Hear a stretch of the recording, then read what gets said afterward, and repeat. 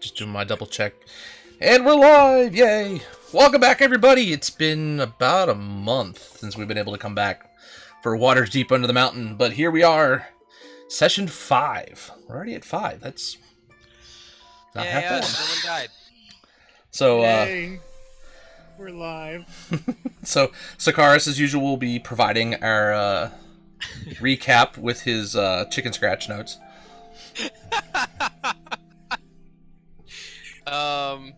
Alright, so at the beginning of the session, we started snooping around Sahiri's house, primarily me doing the snooping. We were told one room was off limits. She's a really nice house.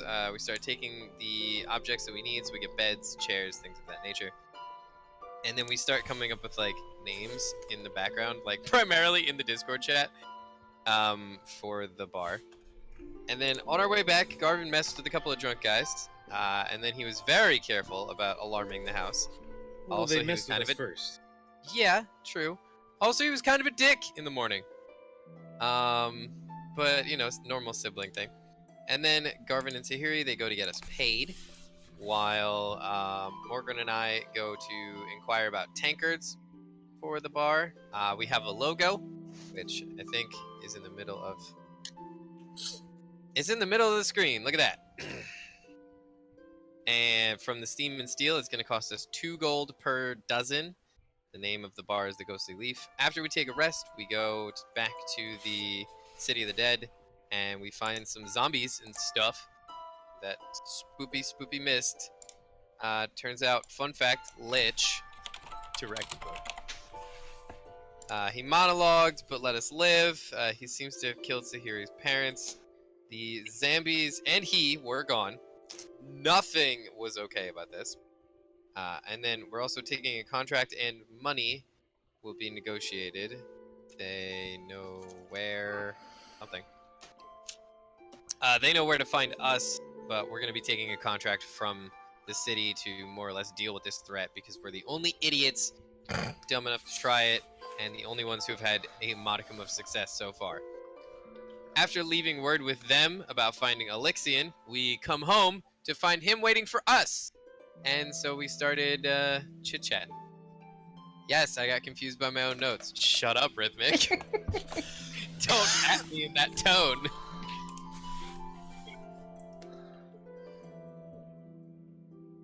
So yeah, we took a rest after talking to Elixion about working with us, and that's pretty much where we are.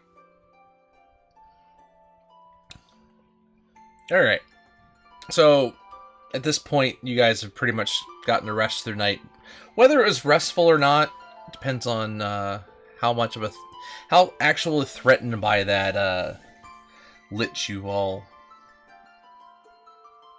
you know, how it affected you throughout the night. But you got up in the morning, and you hear a knock at the actual front door. Not it. Oh, Coco will absolutely go open the door. Let's see, that was... As you open the door, you see what looks like a crew of carpenters and workmen being... let's see, what was... I gotta go back through my notes here, hold on.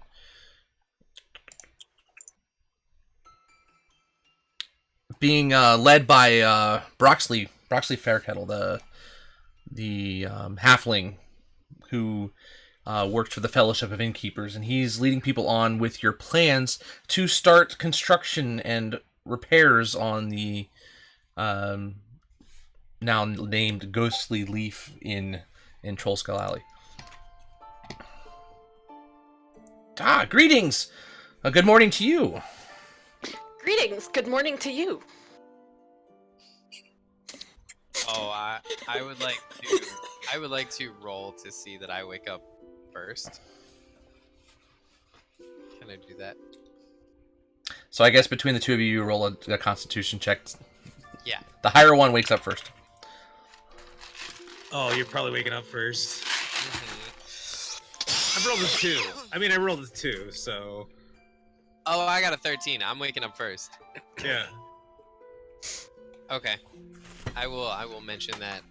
What happens Okay. specifically when the time comes? Okay, so Coco answers the door, and Broxley's little. I think that's a first. I don't think I've ever heard my voice come out of somebody else. But we are here to begin construction. Begin construction. So Coco will sort of stand a little back, and she knows them, so Okay, and he she knows bows, they're and here to do good things. moves into the room, and says, "All right, boys." As soon as he steps in, an alarm goes off at the door. I forgot about the alarm. Good point. Did Coco know about the alarm? I don't know if Coco knew about the alarm, or if she No, did. this one he set up. I forgot. Angel, you do have just a touch of feedback. What does the alarm sound like? I don't remember if it's got a. Yeah, I was gonna say I don't remember if it's got a set alarm. A sound of a handbell for 10 seconds within 60 feet. Okay, well, Coco freaks out and slams the door on the others. What the hell? This is too perfect.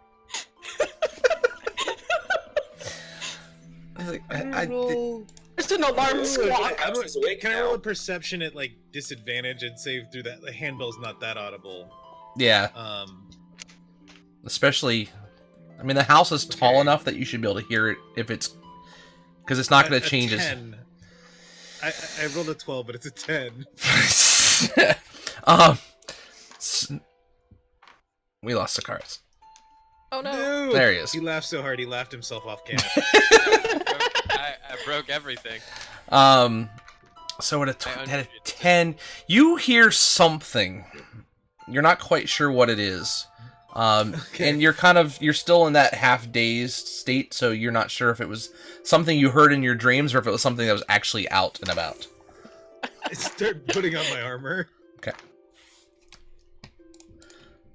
So when he comes down his spirally tower, he gets to the door into my room, and it won't open.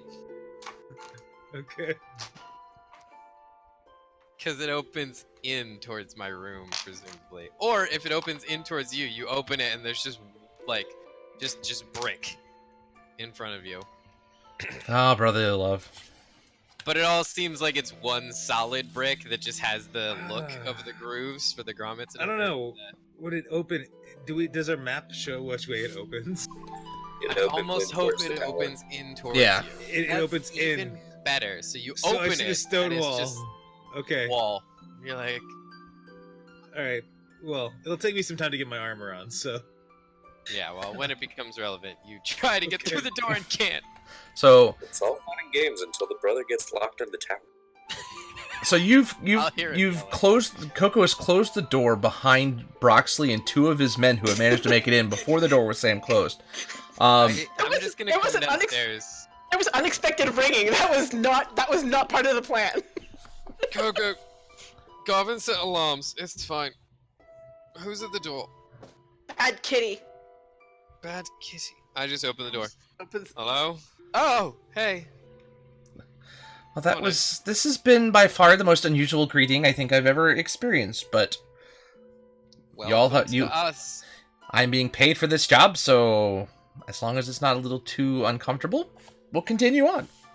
There is the ghost. He mostly sweeps. His name is Liff. Be nice. Okay. And then I just go back upstairs. And it keeps getting weirder, this poor guy. He looks over to one of his other workers and is like, I don't know if we get paid enough for this, but we will continue this job until it becomes a problem. He should be fine. We're fixing the place up. I'm Right. making sure to stay within 120 feet of the now blocked off doorway where Garvin is so that he can message me to yell at me. So, Coco will nod encouragingly at them. We like money. Garvin, you finish getting on your armor and you walk down the stairs, you open the door, and as you do, there's just wall right in front of you. Garvin shrugs. closes the door, locks it, climbs back up the ladder, opens the window to the tower, and casts Spider Climb on himself, and just walks down the side of the building, out the front. Let me see if... And then, do we hear another knock at the door? Is that what's about to happen? I damn well I don't expect to hear I don't clunk, think he'll clunk, knock. clunk, clunk So- going down the wall. As you're He's climbing... gonna try and be quiet, so I'll Okay, do go ahead, a yeah. stealth check. Do me a stealth check. It's gonna be be high. Because isn't that armor like full plate, basically? It's more like studded leather. Nat 1 on the stealth check. Oh yeah. So as you're It's not going down... armor, it's leather. Yeah, it's just leather armor. It's arcano-mechanical leather. As you're cyberpunky. climbing down the side of the building, one of the workers, as he's entering the building, just happens to glance up as he's kind of surveying the building, and he sees you walking down the building, and you see him just look, and his jaw drops open in shock. I wave to it. And he looks like he Everything just I keeps wanted looking, it for. and he just slowly backs his way into the room, into the house. I'm like half asleep, lounging on a couch. In the These main guys are living definitely area. in for a hell of a morning. Just like grinning a little bit, waiting to be. Oh, Ah, we lost Angel. I'm just grinning a little bit, waiting to be yelled at by Garvin.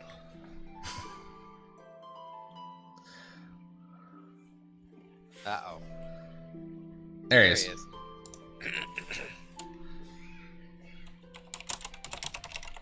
All right.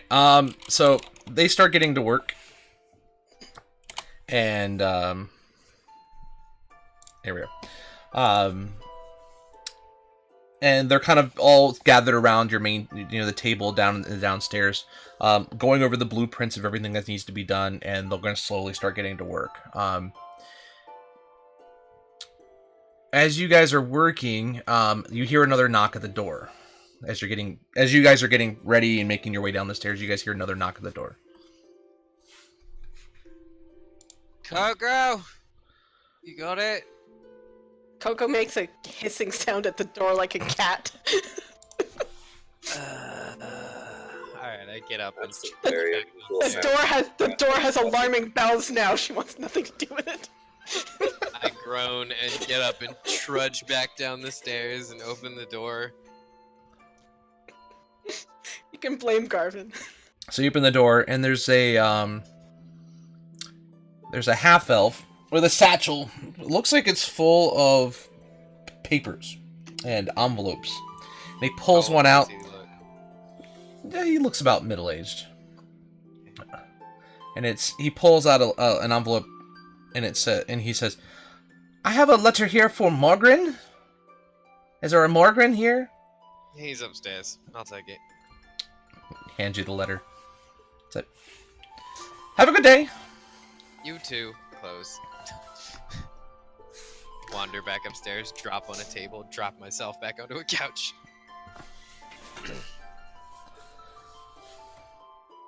Adrian didn't sleep much. Well, yeah, he was setting up a stone wall. That takes me like 30 seconds. This is just... No. So you're just setting the letter down on the table next to you. Okay. Yeah, it's on like the main table in the common room, so that when Morgan comes up or down, I don't know. Yeah, of course, on the couch. Whichever direction he's coming from, where he sleeps, I forget. He can find it. I'm just gonna knock a hole in the wall and go through that. Why? That's where the door goes. Okay, you got a letter.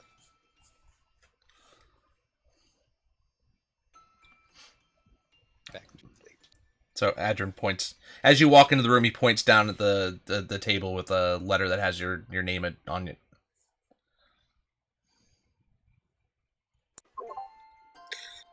Alrighty. Gonna go ahead and inspect it. Okay, you walk over to it, And you open it up, and it has a very dwarvish handwriting, just from what you've seen. Very similar blocky style. And it's from the clerics of the Forge within Waterdeep. And they're specifically from a man named Raynor, who you had been expecting to meet here, and through your travels have not managed a chance to actually make it to him. And he asked if you can actually meet him within the next 2 days to speak with him. He's heard that you were in town, and actually he's heard of your already started exploits, and would be very interested in speaking with you about your craft aspirations. He said he can find you in the trade district. Just look for the big burning forge. Alrighty. Time to add another thing onto the things to do. Why? I'm like, no more things to do. There's like push in his direction. The to-do list is always growing. You do it. Didn't say for everyone. So, Where's Garvin? yes, what is it? What is everybody doing at this point? Sahiri's still in her room. I'd probably eventually walk back in the front door and walk right up onto the ceiling and just start walking across the ceiling in the main room. the door opens, and you see Garvin with his full armor on, walking on the ceiling. I just laugh. Like, I'm laying on a couch, just like, what's the matter, Garv? Couldn't get out this morning? And as I get right above Oh no. Adrian, I stop concentration on the spell and I drop on top of it.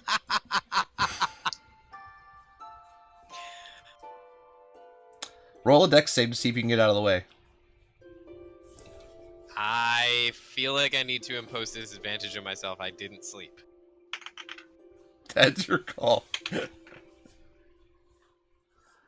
Also, it's funny. 11. So you quickly realize as he stops over you that of what he's about to do, but you don't, because you're so tired, you don't quite get out of the way enough, and he just kind of lands right on your lap.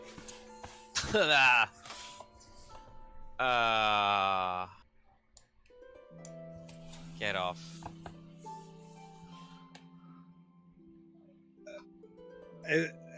Coco goes by to go upstairs. Just like, bad kitty. Keeps going. Garvin looks at Coco and tries to. Can I roll a performance check to emulate her bad kitty? Go for it. Okay. A 13. It's not perfect, but you managed to get at least some of the pitch and inflection right, that at least it sounds closer. It's not as close as Coco emulating somebody else's voice, but it's a pretty darn close facsimile of what she said.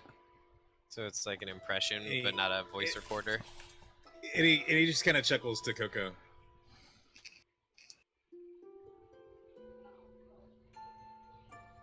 Alright, Morgren, what's on the docket today?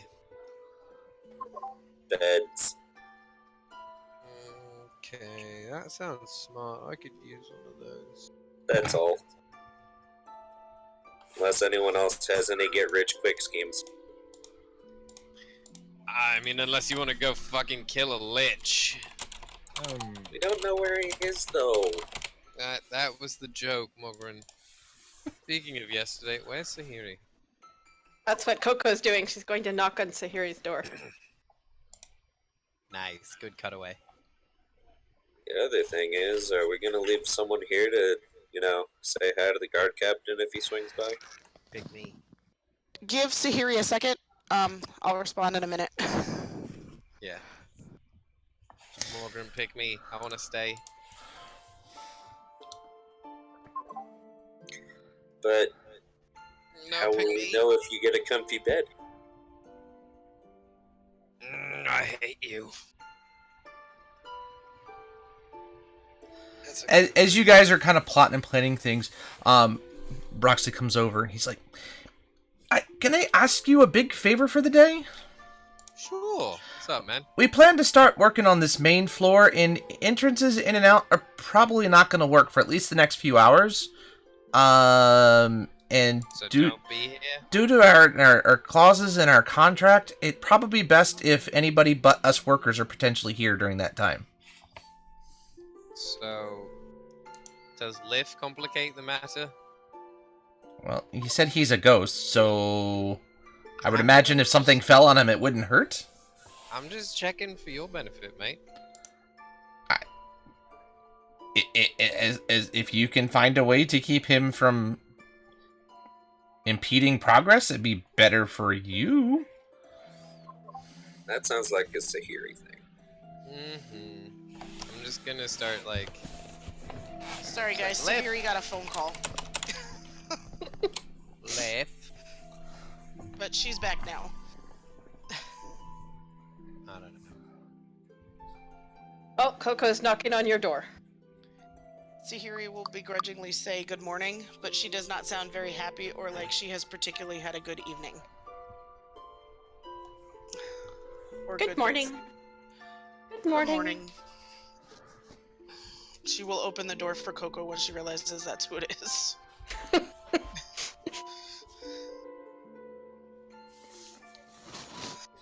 Is it time for breakfast, darling? She kind of nods. And she will open the door and come down, but she's not really her usual self. It seems like the events of the previous day have weighed very heavily on her.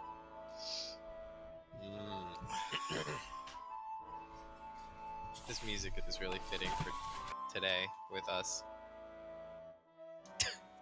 It just sounds like...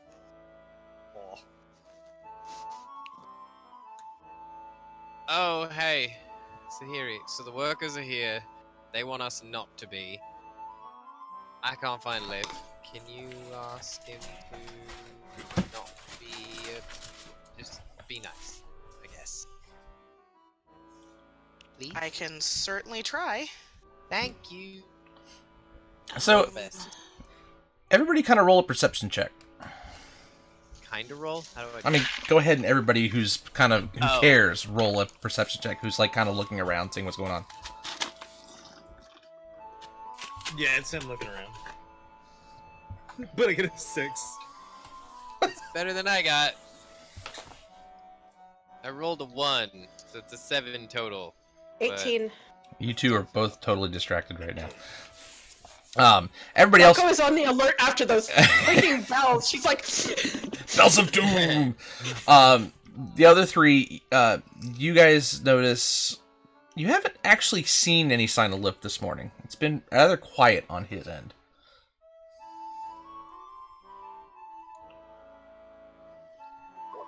Must be a day off. Hmm? Ghosts still have days off, even after death, right? I don't know, we'd have to work that out in his contract. Now, did we determine is he technically undead or? You've never actually figured out what he is directly. You've never asked. Or looked into it. Don't you dare take away my ghost bartender already. I'll be very This is sad. where we find out he's actually just a god. Might or have to that his unfinished business was making sure the bar opened again. Oh,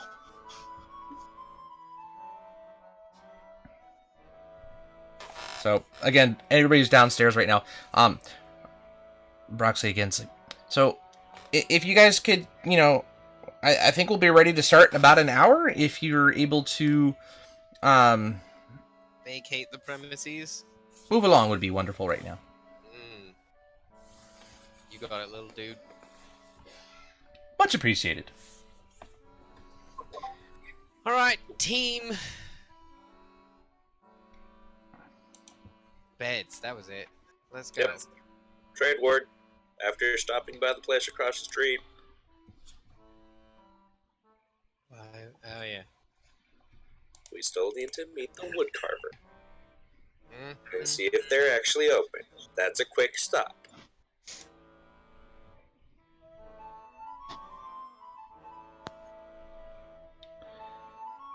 So you want to go across to the woodcarver.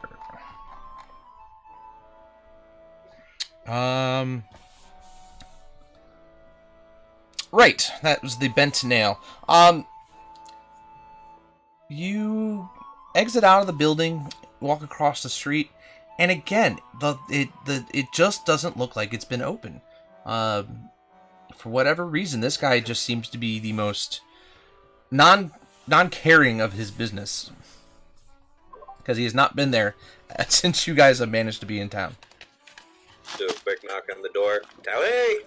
Tally! Are you home? No? Alright, tally ho. Yeah, and That was dumb, Mogren.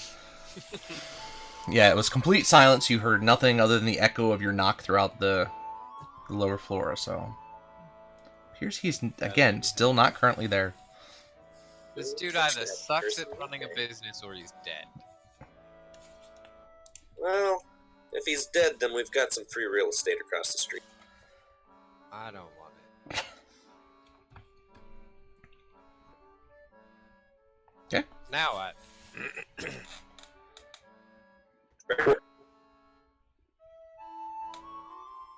Anyone else got anything along the way? I'm alright. Should we bring the donkey in the cart?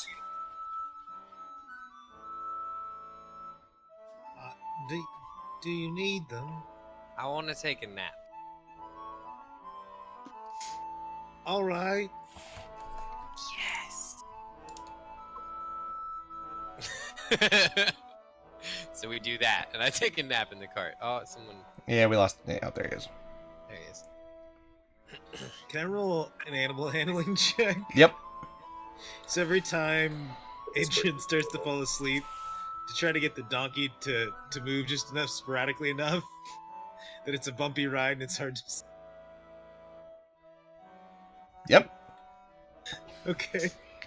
Rude, and I like it. It's a I just 5. expected some feet hanging out the side of the cart. I don't Yeah. know if it's gonna go good or bad.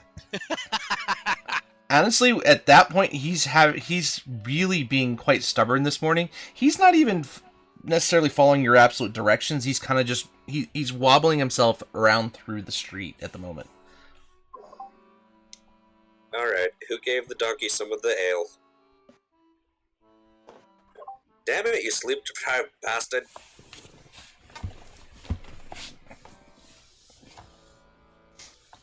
I'm like laying down, and you're like, "Who gave the donkey ale?" And you just see a hand shoot up So where are we going? to the dock. Trade word. That. That place with the stuff and the things. All the stuff for sale that you could ever want.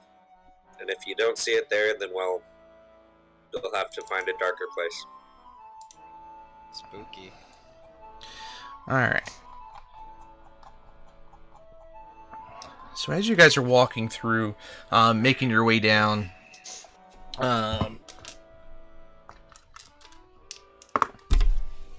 oops.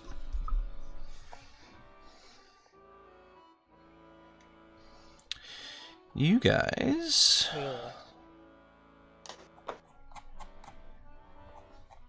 Die. so you guys are now walking. We all just spontaneously explode. Yeah, let's hope that doesn't happen. No, that's a me thing. Potentially. All right. You start hearing. Excellent to sleep cast. You hear some noise.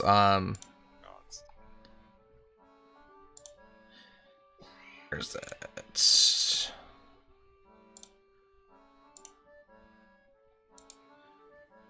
Somewhere nearby. Has that dude lost his cat again?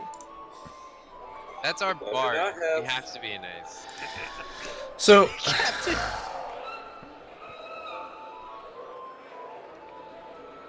so you kind of hear this cheering going around, and it seems there's this really burly guy being carried on the shoulders of passersby. Looks like they've just come from some sort of festival because a lot of people are wearing very similar colors, and he's just wearing this very flamboyant outfit, but he's very bulky, and he's just sitting there, arms up in the air, just, cheering on getting the crowd all warmed up and cheered up as they're kind of moving through.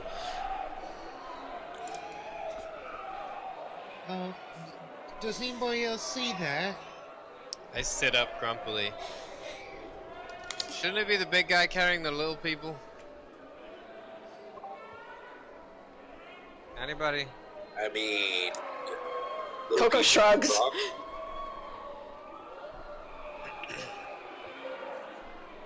Yeah, we see it.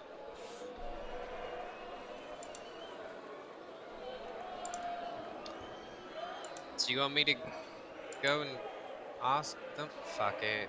I hop out of the cart. Oi! Just whoever's nearest me. What's So- going on? Oh, this is the great champion of the Shield Meat Festival. Was just up the street. There was a fighting competition, and this gentleman, Godric the Great, just won the brawling competition. Neat. Thanks. And I walk back over and plop back on the cart, and I explain that to the party. All right. And then as you guys are just continue moving on, they kind of move past you, and eventually they make their way. It seems like they're heading out towards the castle ward for some sort of special celebration. But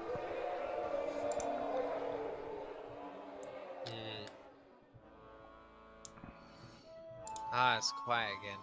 Nap. so now you just have the general hubbub of the streets as you guys are making your way down towards the trade ward. As you get up there, it's getting a little bit busier. There's a lot more people, a lot more hustle going on. As you really are getting into the market area of this is the real lifeblood of Waterdeep. This is where everybody's coming for purchasing things, trade goods, all that other stuff.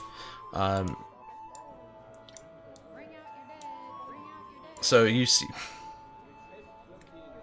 oh, that was unexpected. Okay. Which is even funnier because I'm laying in a cart. Bring out your dead. No, Oh I'm my not God. dead. Fuck no. So you guys continue on, and you've seen a number of different woodworker shops and things as you go. You can choose to stop into just about any of them as you see fit. They all have, a number of them have their wares, some of their smaller wares outside, for you to be able to see. Nothing is standing out as better looking than any others, but you can stop in to any one of them you wish. Morgan, where to? Well, we should probably ask where we can get beds. So do you want to stop in the first one you see, or? Hey, Sahiri, you know anything about the trade ward? A little bit. I mean, I don't spend a lot of time in here. Would you know of any place to get beds, or maybe a place where we can find out about it? Go ahead and roll intelligence check. See if you can recall any areas.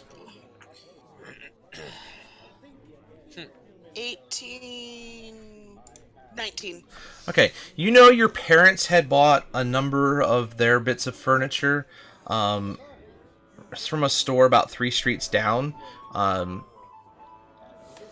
literally called Carver's.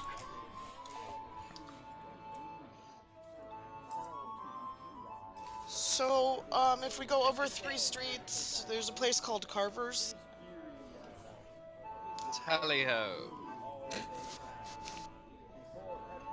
So you guys move down the street, and again, everything looks pretty straightforward. It's the number of different buildings out in the area. Don't see a lot of, as far as difference in quality between the different types of vendors. But as you're coming across, you eventually come to a store, and you can see it's got a number of like wooden wagon wheels sitting outside. There's some wooden shields. There's some cupboards sitting right up along the outside of the front door. And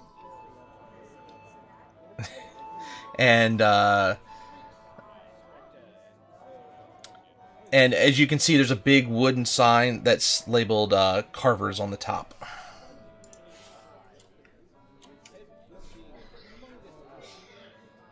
Alright, so I hop down out of the cart. Or I hop off of the cart. And I stretch. And I crack my neck. Alright, to work then. Shall we go inside? And start testing mattresses. Ooh. Beds. Ooh, this will be nice. What kind of mattress are you getting? I'm getting one of those nice memory foam ones. It remembers you. What's a foam? Memory foam. What's memory foam? Is that? It sounds like a monster or something. It's like you're sleeping on a cloud. Oh, that sounds wild. Anyway. Stop it, you're making me tired, Mulgrew. So as you guys enter in, greetings. Welcome to Carver's. What can I do for you today? Beds, chairs, and tables. That, yes. Straight to the point. I'm sorry, say that one more time? Beds, chairs, and tables. Beds, chairs, and tables. We recently came into possession of an establishment that used to be a bar or a tavern of some sort, and we are reopening the tavern and converting the inn section into a sort of personal dormitory. Well, we have standard pine beds. No special intricacy or anything to that. They're going to be about 8 gold apiece. They're rather simple and basic to build. I can do them an oak bed with relief carvings. A little bit more pricey, and depending on the symbols or what the relief is, will have a different high price range. Usually they would probably be at least about 50 gold per. Or we have the 4-poster king-sized oak beds, which would be considerably more, looking more about 200 gold per bed. I think Garvin, how much to money have do I Elf's interest. Garvin, how much money do I have? Garvin's not there. She turned to look. Bollocks. Did we worry about where he went? He'll be fine. He'll turn back up. It just means I can't buy anything. So, Sahiri. What's the spending limit?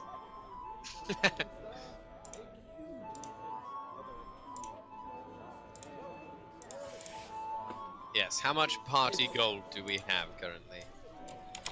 No party treasurer. Did we lose Sahiri? No, we lost Angel. Angel. Seems like his internet is being iffy. Ugh. Internet, why? It's not internet, it's Discord. It might help to turn off your camera. It pulls less bandwidth. It happens every It time does. I'm mute. Yeah, I had that issue a minute ago. And you were looking for chairs, and what else were you looking for? Tables. Tables. As we said, the downstairs portion is reopening as a tavern, and I give him our spiel of where we are and what the business is. Tell him he should come by for a drink sometime. I can do pined benches for, they'll seat up to 6 people. We can do stools made out of pine as well. We have pine chairs. We can also be a little bit more intricate, and I can make oak chairs with carved and inlays and that are upholstered. I mean, the benches and the stools are about 3 silver a piece. The chair is going to be about 5 silver. But the oak chair is probably going to be about 5 gold. 5 gold a piece for... How many chairs do you think we need, Morgan? Run through that again? How many chairs do you think we need? They're 5 gold. No, the costs. Oh, 3 silver for the benches and the stools, and 5 gold for the upholstered fancy chairs. And since pine is somewhat easily broken, and we don't exactly want barb rolls happening all the time, I would say go for the heavier wood that the drunks will not be as inclined to pick up and hoist above their heads as a weapon.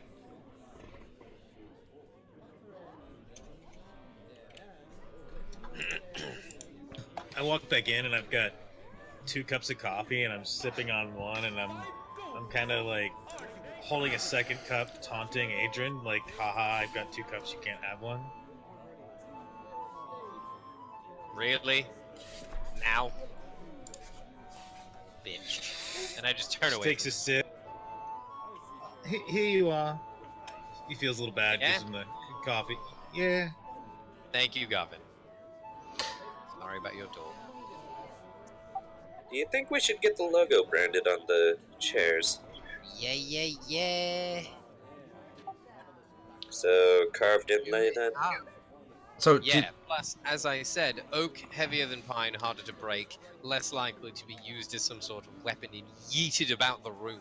So Garvin handed you that cup. Did you take any of the drink of it?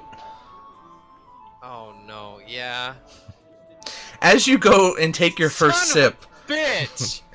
you feel like your mouth is on fire. Ha. Garvin, why? Ha. Did he spike it with some dragon whiskey? Sorry, I'm finally back. Welcome back. We're just playing pranks. So yeah, you feel like whatever he put in there is your just mouth is literally just burning in fire. Oh my god. Well, at least you'll be awake now. Okay, while they're tormenting each other, Coco will step forward and she has a paper. Would you like a perch? And she will flip the paper around and has drawn like a wooden perch. Just, a beam on stands, like a round thing. And shows it to the man.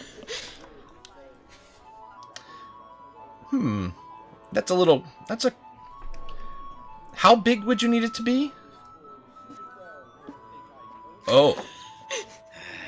That's gonna be a custom job. It'll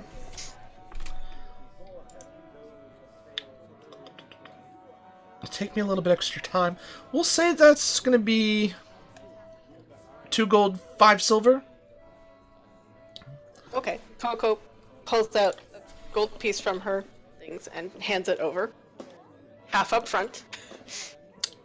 Oh, thank you. And he brings out a ledger and starts writing down. And where can I find you to be able to deliver these? What the hell's the name of our bar again? The ghostly leaf. Ghostly Leaf. Coco. Coco, Ghostly Leaf. And where is this? She turns to Adrin and is like, okay, help me out here. Troll Skull Alley. Troll Skull. Okay, I think I can find that. All right. I can barely talk because someone's a fucking twat. It'll put some hair on your chest. It's a garbage just laughing. Yeah. All right.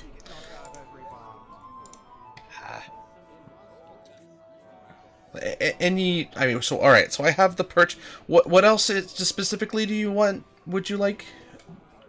Tables and chairs and fuck it, Mogul, you go. Beds, tables, chairs. All right, how many of each? 5 beds, preferably. Wait, no. She's already have one. And did we get one for you two? One each, please. I'm trying to remember if we ended up getting 3 beds from Sahiri's home or not. I forget how many we got. I don't I know. didn't write that down. I want to say it was just Sahiri's bed, though. I wouldn't be surprised, yeah. I think we got 2. There was Did like we? one from my room and like a guest room. Yeah. You know what? While I'm asking, Oh, that's right. We have diagrams for this. We do. sadly I have to scroll up because I don't actually have the save file on this laptop. It's okay.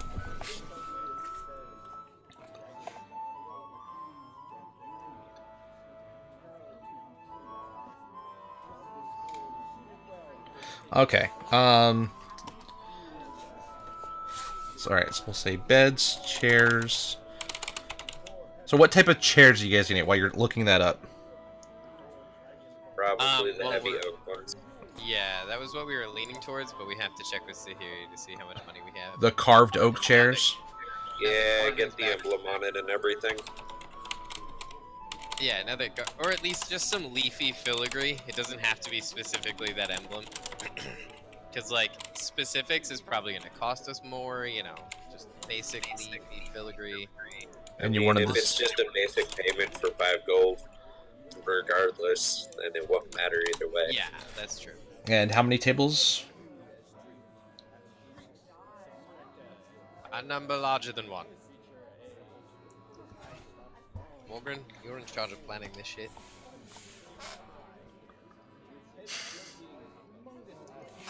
And what type of tables we have? Oh, right. Tables, I can make a formal dining tables that seat 12. We can make a mess hall style that will also seat another dozen people. We also can do the round dining tables, which can seat about 6 apiece. Let's do 4 or 5 of those. 1 formal. For upstairs. Yes. 1 formal. 4 circular.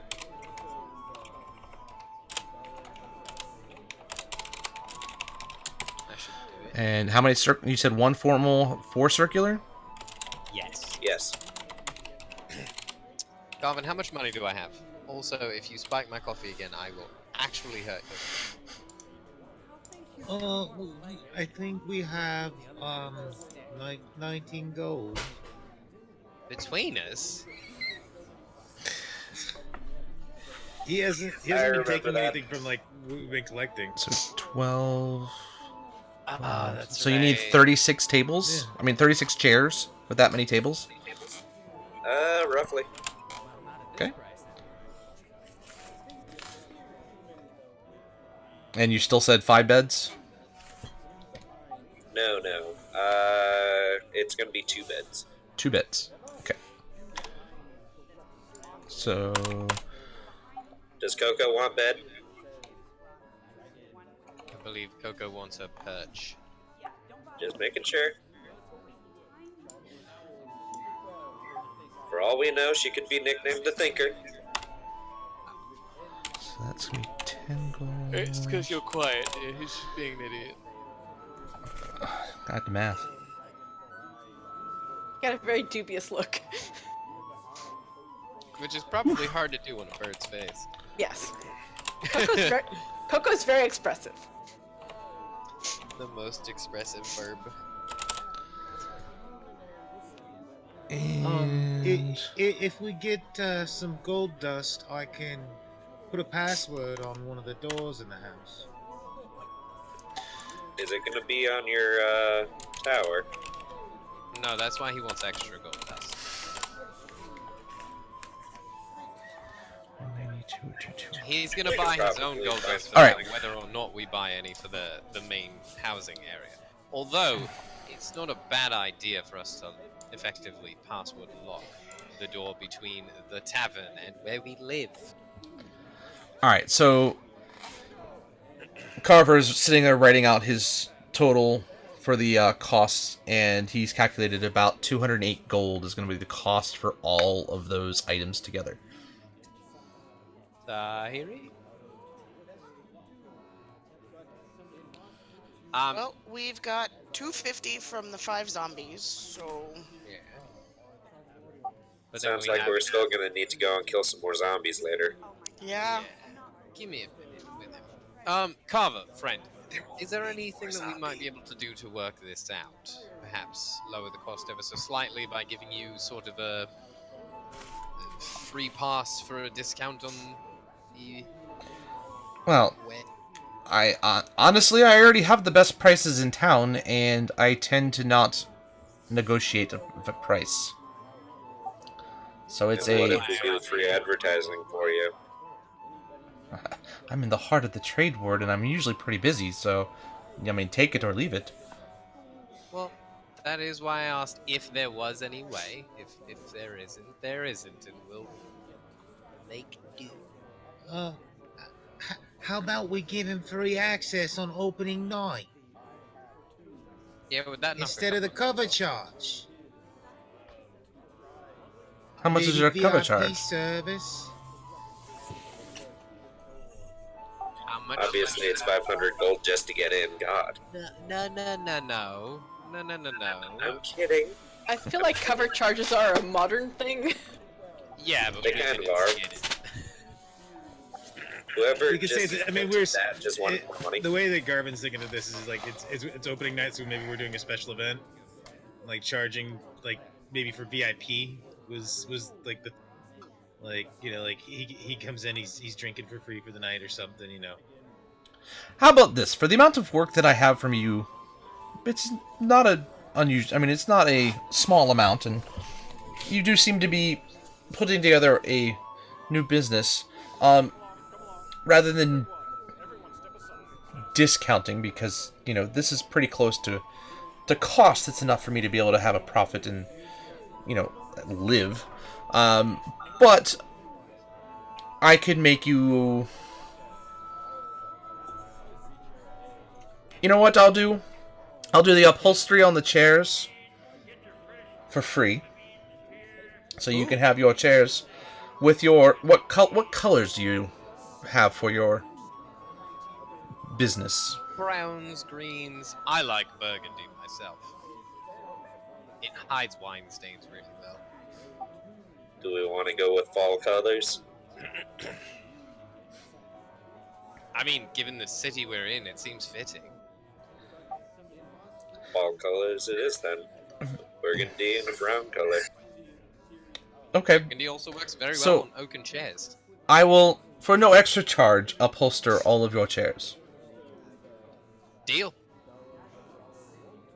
Right? I suddenly realized that I shouldn't be making this decision unanimously.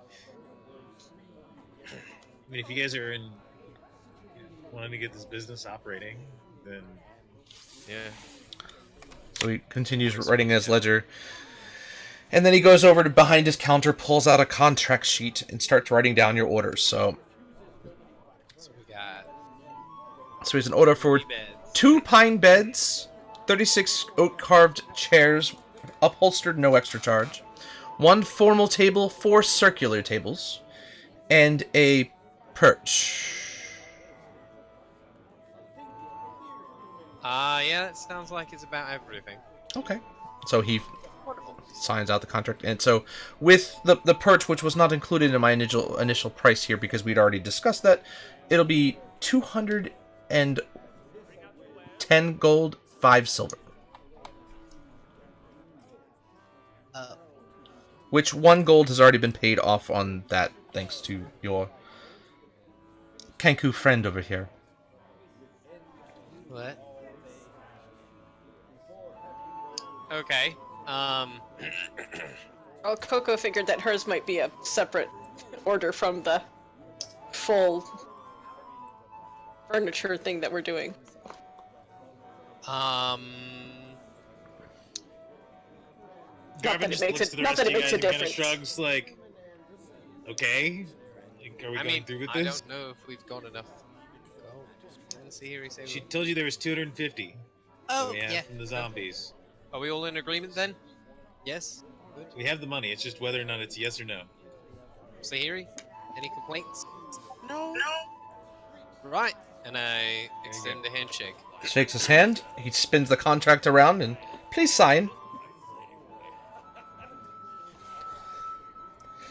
And I assume we're delivering these to the, as she had said, the ghostly leaf in Trollskull Alley. Yes, sir. Right next to the smithy and across from the woodworkers. Her strutting Is it he down. ever open? Who's that? Never mind.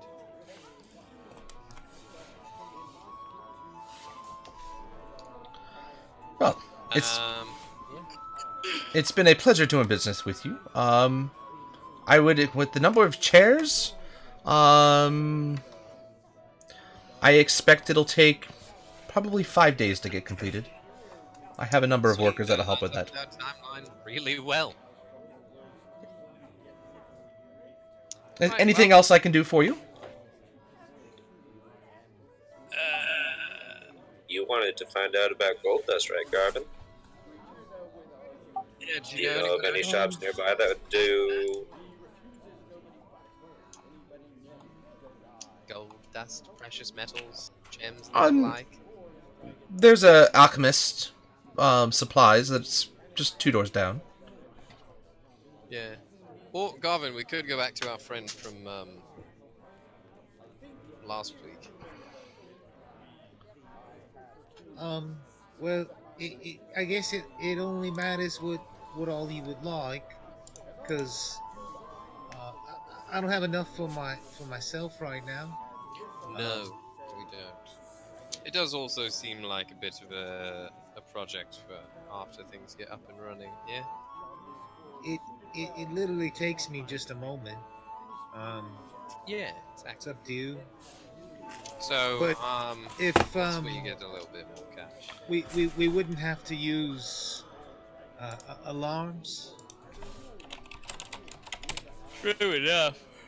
Oh, excuse me. Alarms are still helpful, though, just in case. Yes.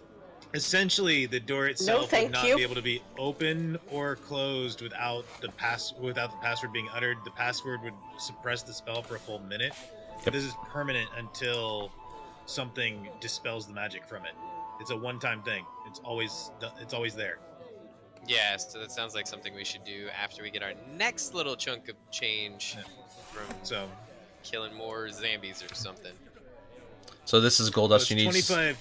25 gold worth of gold dust. Yes. Is what it needs. Oh, that's it? So that's it. Yep. So we can do the door to the main upstairs with what we have as far as funds, if that's what you guys want to do. And that would at least mean we never have to worry about setting alarms, or if somebody was ever to get in, they couldn't get upstairs. Yeah. Or they couldn't And get at- back and- downstairs. Yeah. If they stayed in the room too long, they couldn't get back down. Uh-huh. I'm on board. How about you lot? It's fine with Give me. us some sort of safety. Sounds about right. Let's do it. Okay. So you walk. You make your way down. Again, it's just only a couple doors down. You see, it's called the Mortimer and Pestle. Puns. The I Mortimer like and it. Pestle. Yep. Excuse me. Ah, yes, sir. What can I do for you today? I was by here the other day.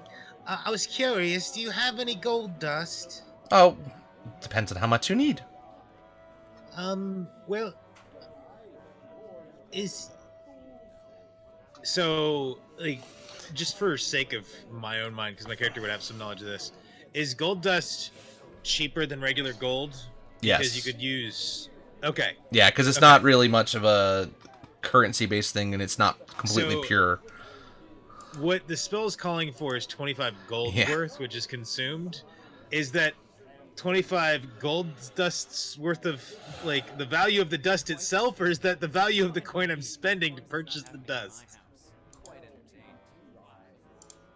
Isn't that the same number? Right, so No, do I understand do where I he's need coming to- from. So am I spending like 25 gold for 25 gold worth of gold dust? Or am I spending Oh, it's like Yeah. right? Because That's why I'm asking. I mean, So the thought comes to mind: what keeps us technically from just grinding down our own gold dust, but at the same time, that's probably already got an answer. we Well, don't there's have probably gold. waste for one. We have gold Well, we have because we're gold. buying. We have gold coins, right? I think they would. It's probably in that book of rules that we can't break But down that large bits of gold are probably more valuable than like shavings Yeah. and stuff. I mean, there would probably be like waste and stuff that can make gold dust. yeah. So, for sakes and purposes, we're gonna give you an amount. So it'll be a bag. So he gives him in like 25 gold worth of bag.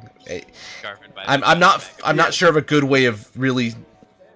Yeah, I buy a bag of gold dust, spending 25 gold. Yeah. Okay. Is that the equivalent of what the spell needs, or is that Yeah, more? we'll. Like, how do I- We're gonna say what you spend Okay, on it is okay. actually what you. So is okay. Yeah, that's why I'm asking because Yeah. I didn't know. Like, I want to know for the sake going forward. Okay. So yeah, spend 25 gold on that. Yeah, so You just- assume that when you purchase 25 gold's Thank worth you. of gold dust from him, it's gonna be the amount you need for the spell because there's no. Okay. I mean, even the DMG Yep. doesn't have that gold dust listed Right, in the- there. It's the- like. So we're gonna call it that. It's the value of it. Yep. Garvin walks away with a dime bag full of fucking gold. It's pretty much what it is. Except it's a 25 gold bag. All right, this'll work. Alright, so it's like. We gotta buys a decide on a slice of gold. password, and somebody's gonna tell it to Coco. I mean, Yes, you can please. tell it to Coco when you pick it. You want me to pick it? Do I not want you to pick it? Coco is poking around all the cool knickknacks in the shop. Just- Here, pick it. Alright, while you guys have this little talk, I'm gonna wait outside. This place is weird. Oh yeah, no, he'd be walking and talking and having this conversation instead of staying inside after paying for it. He Oh, I'm wouldn't be walking. discussing a It's hard to password see. with yeah. Yeah, well, we'll figure that out later, Gov. What's on the docket next, Morgan? What's next for the day?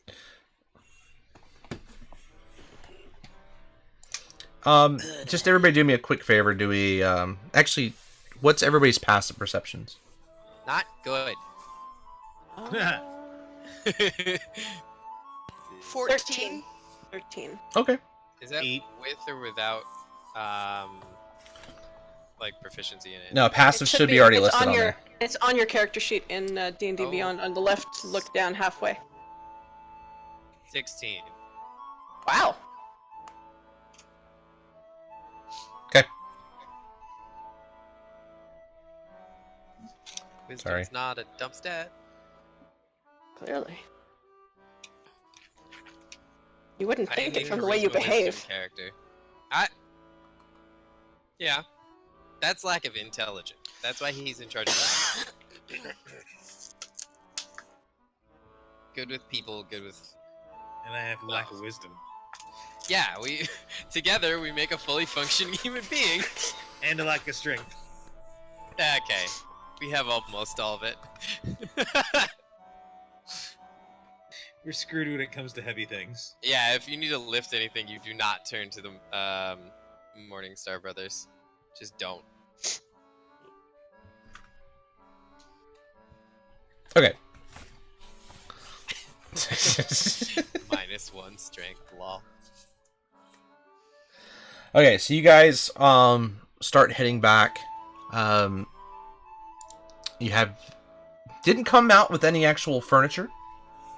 You have the donkey carrying pretty much nothing. You have, which is okay. He got a little exercise.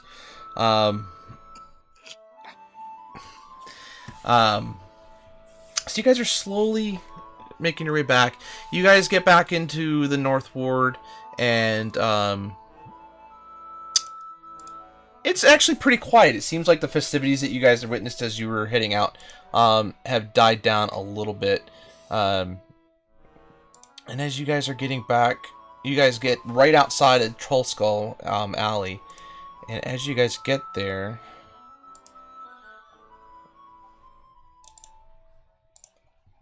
you hear...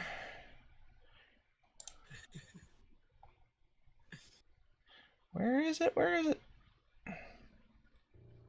It's gone. Oh. I hear encounter music, friends. Fourth wall be damned. Here we go. Oh, crashing. Well, that was an uneventful sound, actually. I am heavily disappointed. Alright. You hear a giant explosion come from inside the alley. Uh-oh. And all of a sudden, everything just starts getting really just people screaming. People are running out of the way. There's a whole entire section. So as you guys get down to the alley, you notice there's fire just all over the place. Oh. That was low blow, Turtle. That was low blow.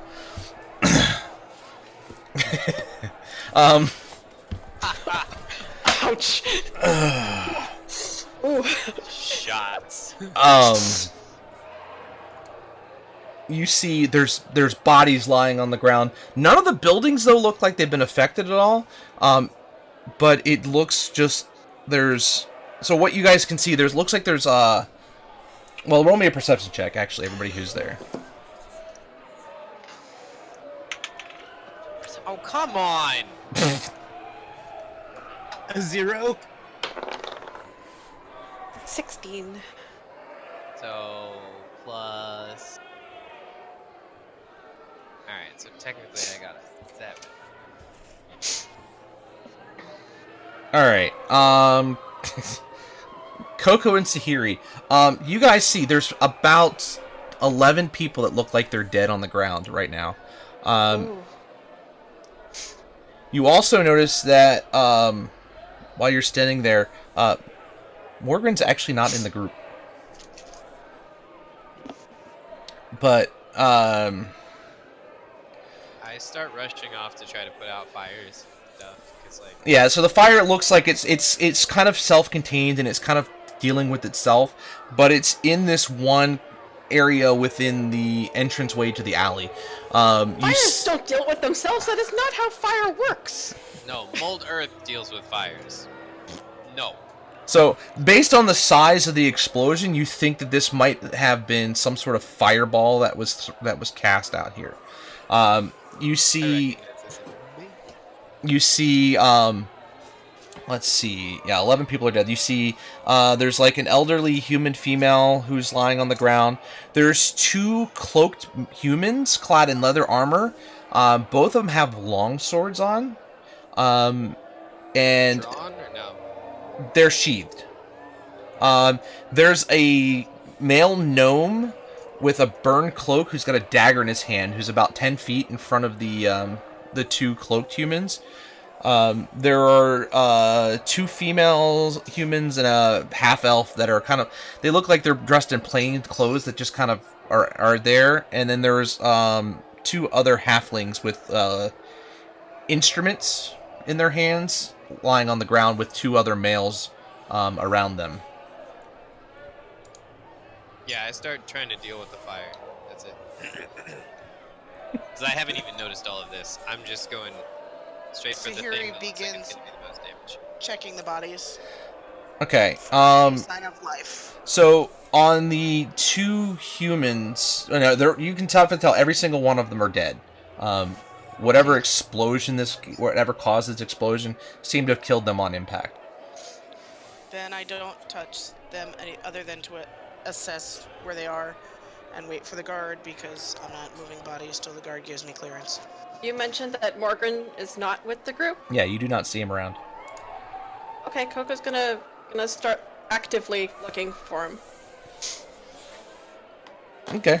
Try to I'd figure say out. my zero Try to perception figure out probably like when just he. days. Figure out when he left. Yeah, you have. How long has he not been with us? Yeah, you have no idea. You guys did not see him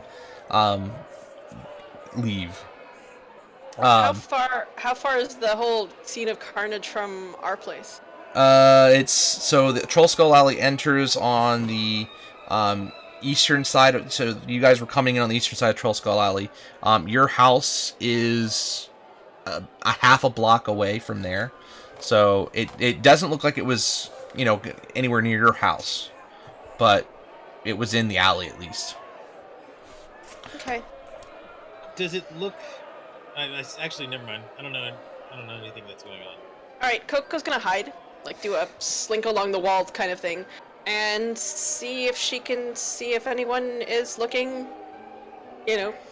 They're also trying to sneak away or try to be nonchalant, and I totally did not cast a fireball and killed 11 people. You don't see anybody looking like suspicious or anything like that.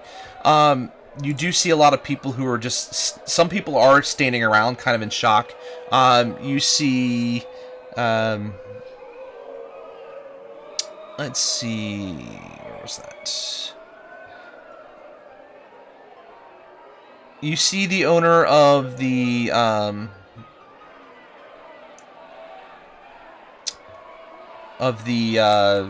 apothecary, the herbalist.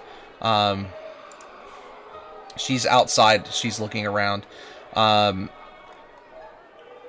You also see... Where did that go?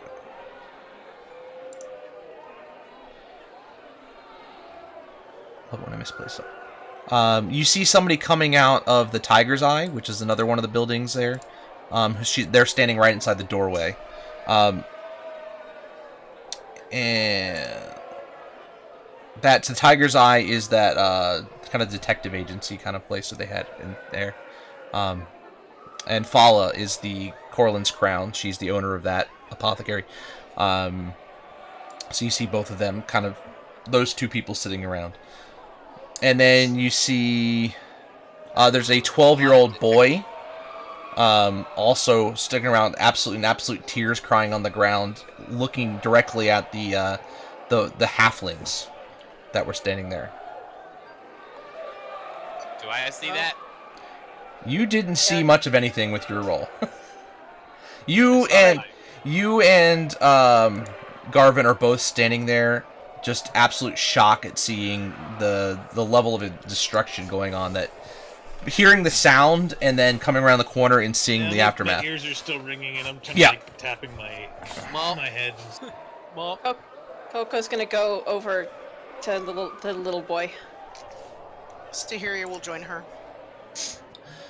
My friends, they're gone.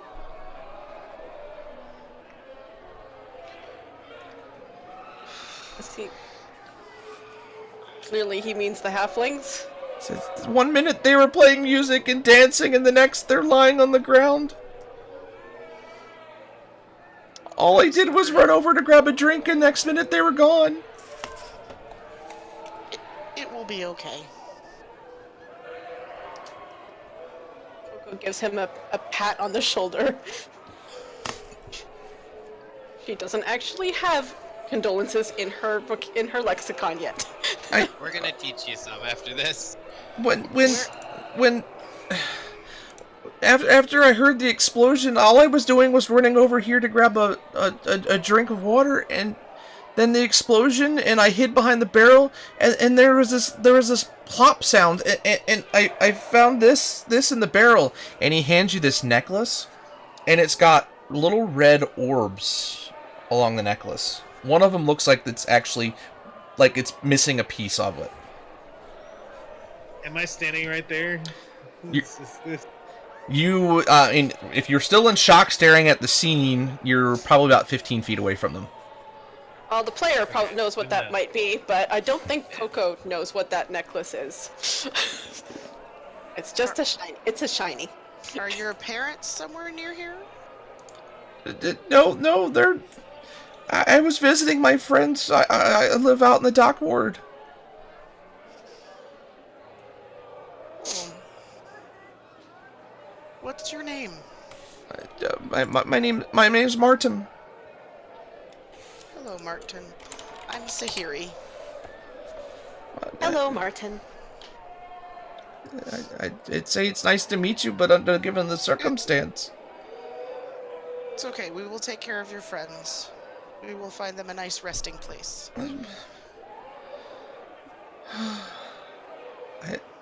I don't know what to do.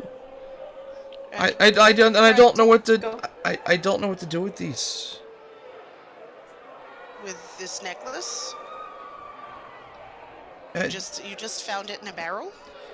I heard a sound of a plop of something fall into the barrel, and I reached in and that's what was inside. Okay, well, perhaps it should go. The necklace should go to the city guard. Would you take them to hit them for me? Yes. How are you going to get home? I know my way. It's been an eventful day for you. Would you like somebody to take you? Coco's making sort of motions of. No, I can find my way. I don't know if I'm comfortable with you finding your way alone after such a loss. I'll be okay. I promise.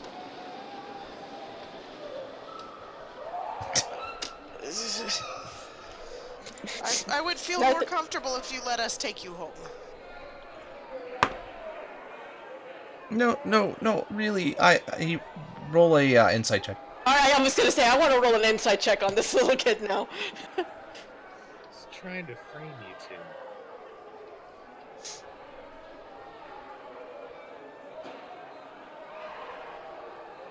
That would be a 20. Yeah. 13. Okay. He's honest. You don't think he's hiding anything. He just really wants to go home. But you do get the sense at least there's a little bit of confidence in voice and he knows his way around. But you don't sense he's hiding anything.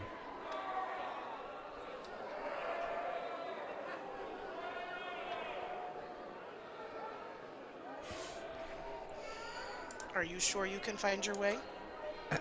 Absolutely. So you did you see anybody strange?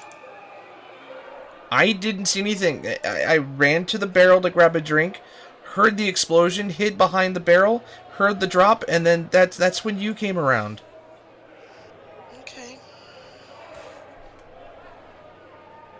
Are you familiar with the city guard? Yes. Would you be willing to tell them that same thing? If I must. Well, we would like to bring justice for your friends, so that might help. But I really just want to go home. Well, could we have your parents' names? Or do you have a last name? My last name is Trek. No, write that out. It's Trec.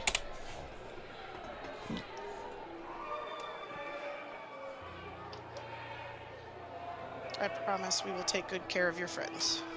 Thank you.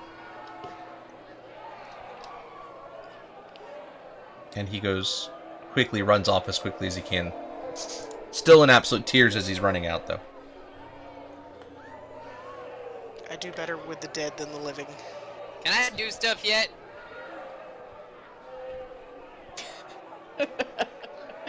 If you want to roll a perception check now to see if you've kind of come out of your... What's going on, Adrian? Not good. It's not in that one though. All I see is dust and people, and it's crazy. I don't know yet. What are you saying? Shut up.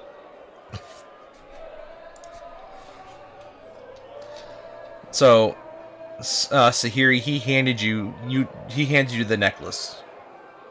I'm kind of holding it, looking at it like, I don't know what this is. I'll save it for the guard. Or the Garv. Somebody who understands things like this more than me.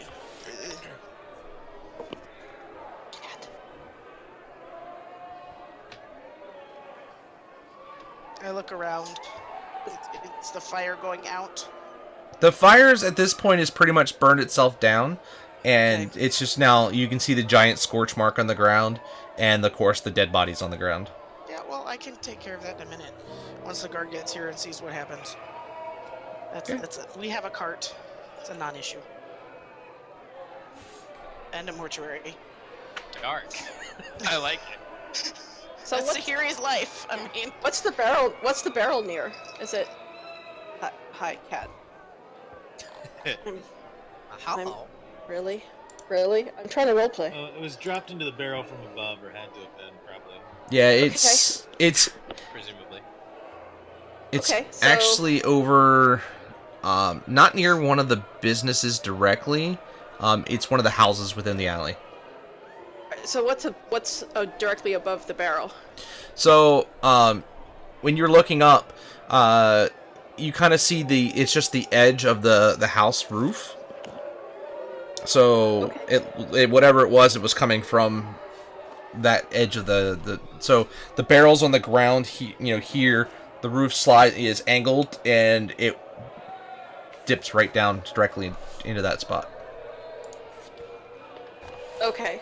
How high is it? It's about 25 feet.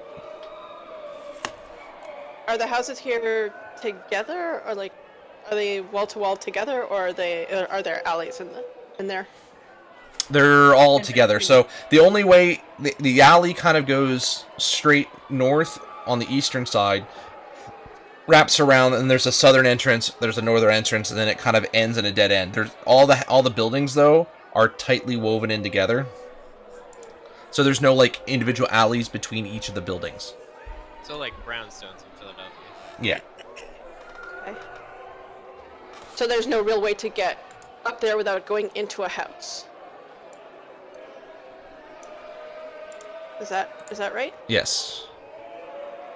So the barrel is 25 feet up? No, the barrel's No, on the the barrel- ground. This is So so you guys are coming from this northeast side here. Okay. There's an entrance here. As you guys were coming down, you guys heard the explosion, and it's in that open area. First alley to the left. Yeah, it's on the right side. So, Okay. sort of There's close to little R's the. around the roof. so when you come straight down, Where you, there's little tiny R's on the roof. It looks like R's. Letters. oh, It's That the looks like an second R building you from the could left on the find top. much. Or second building, starting at the top right, second building in. starting at the top right, second building. Oh, it's hard to do without It's the peeing things. tiles. Yeah. Oh, it's the tiles in there. Okay. So, yeah, if you guys were basically coming from the northeast path, so you guys were hitting east Yeah. or west along the path. So you're coming from the eastern side. Right as you And came then around the alleyway corner. To the right, before we got to the main street. Okay, so it's that top. So it's the top house, one over from the right. Yes. Yeah. Okay. So there is sort of access to the back that I'm seeing. Yes. I just have to go around. Okay, so that's what I was gonna do. She's gonna duck into whatever shadow she can find and just dart around to the back and see if there's anything there. You Look like there's. you can't see door's been- anything at the moment. There's no doors. It doesn't look like anything has been tampered on the floor. Other direction. Going down. Really make it be going down, turning left, not right. Okay, sorry, I thought you said right. My That's what confused me. yeah, I gotcha. Yeah, so it's going down to Turning the left there. yeah. You turn left, and as you guys come around the corner, in that open space down on the pretty much middle right area, that's where it is. Okay. which is like 3 buildings from our house. Yeah, it's not far, but it's there. Were you guys looking at the bodies at all, or were you waiting for the... That's a Sahiri job. I mean, I would Sorry, be trying to what's the figure out what question? happened once I knew, but I'd say I was still kind of in shock and awe until the guards came, maybe. Because you know when the guards... Someone like shakes us. So, Sahiri, you would know as soon as the guards would come in the area, they'd be locking down the entire section and not letting anybody near any of the bodies. Right. Well, I might be able to get near the bodies.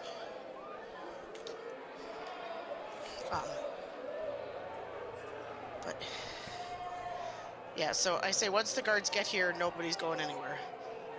We can't investigate any further. Without their permission. Investigate what? What's going on? Coco's gonna try to very discreetly peek through one of the windows into the house. See if there's anybody in there. Nope, at this point of the day, there's nobody actually in that house. So, it looks Excellent. locked up. Fantastic. So she's gonna go to the back door and try to pick the lock. Okay. Anybody gonna explain to Garvin what's going on? Or Adrian what's going on? Not Coco. Sahiri kind of looks, gestures to all the dead bodies. You know the explosion that just happened? Yeah. Poor kid that just ran away, the necklace that I'm holding. What necklace? I mean, Just kinda- if you're holding it, I'm gonna kind of look at it. Do I sense magic from it? Do I need to make a check? Yeah, Do roll I an know what Arcana it check. is? Yeah, roll an Arcana check to Okay. see if you have any ideas. You know what? I'll use my dwarven dice. We'll see what these ones do for me. Hey, that's not terrible. 19. Okay. While you've never actually used one yourself, and you've read about them in books, you think this might be a necklace of fireballs. That's a necklace of fireballs. I'm And pretty so sure. you notice that the little that each of them is attached. Here, let me actually put up a picture for And I everybody. can tell one's been used, right? Yeah, that's what I was about to say. One of them, it Yeah. looks like you can see the piece of them has broken off. Yeah, and I point that out, and that one of them's been used. Well, that would stand to reason then, wouldn't it? Yeah, because if you actually look at the item itself, Yep, they break off. One of the one of the strands is still one of the strands is empty, but the rest of them are intact. That's worth quite a bit of money. Actually, let's see. And for someone to just leave it behind, they've got to be in a rush. Yeah, so unlike the picture, there's actually 5 beads on there. One of them is broken off. Okay.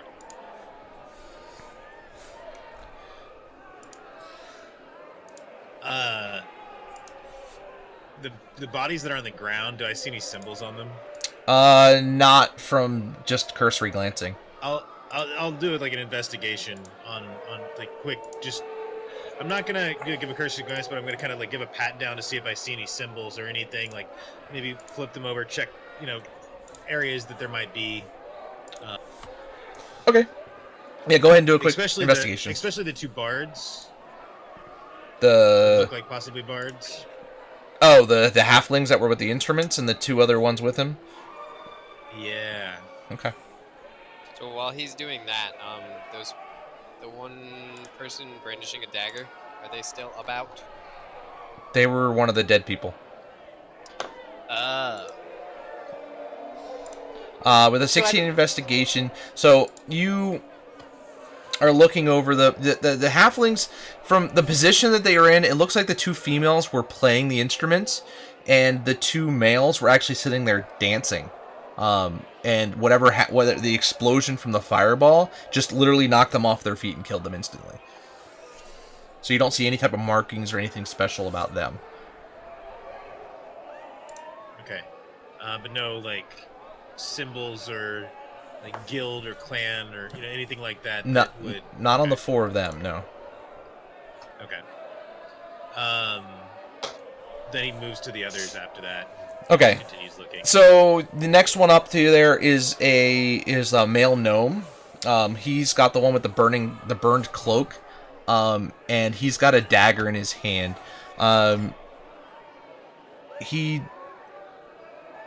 If you're with that investigation, you notice he's got there's like this dry waste on his boots, and cloak. So the bottom of his cloak.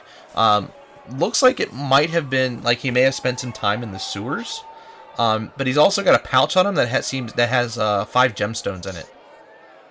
But there's no markings or anything on his body. I will try to slide a hand that into my pocket Okay. pouch. That is a 14. Okay. You managed to slide it into your pouch, and with a quick glance around, nobody's like openly accusing you or seems to have noticed you whatsoever. Okay. I noticed. I'm not gonna say shit. I was gonna make a distraction if you started fucking up. And Coco, you do get the door open. The next set of guys are the 2 cloaked males that are wearing like the leather armor and have their long swords sheathed. As you're kind of looking around them, one of them you roll over, and as soon as you do, you notice on his arm, winged snake tattoo symbol on his forearm. Okay. Can I roll a history check or something on that? Sure. Haven't we seen this before? I think so. Recently. I It's a think this was 15. the 2 games. Okay, yeah, you recognize this is the part of the symbol of the Black Network, the Zentarum. Yeah, okay. I thought so. I just was drawing a blank. Yeah.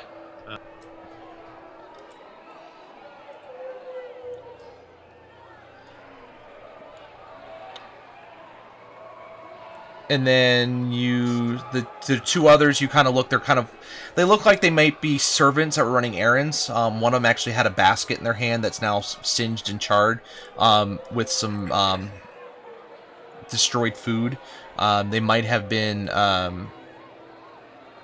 you think they might have been servants for maybe a noble family or a wealthy family of some sort.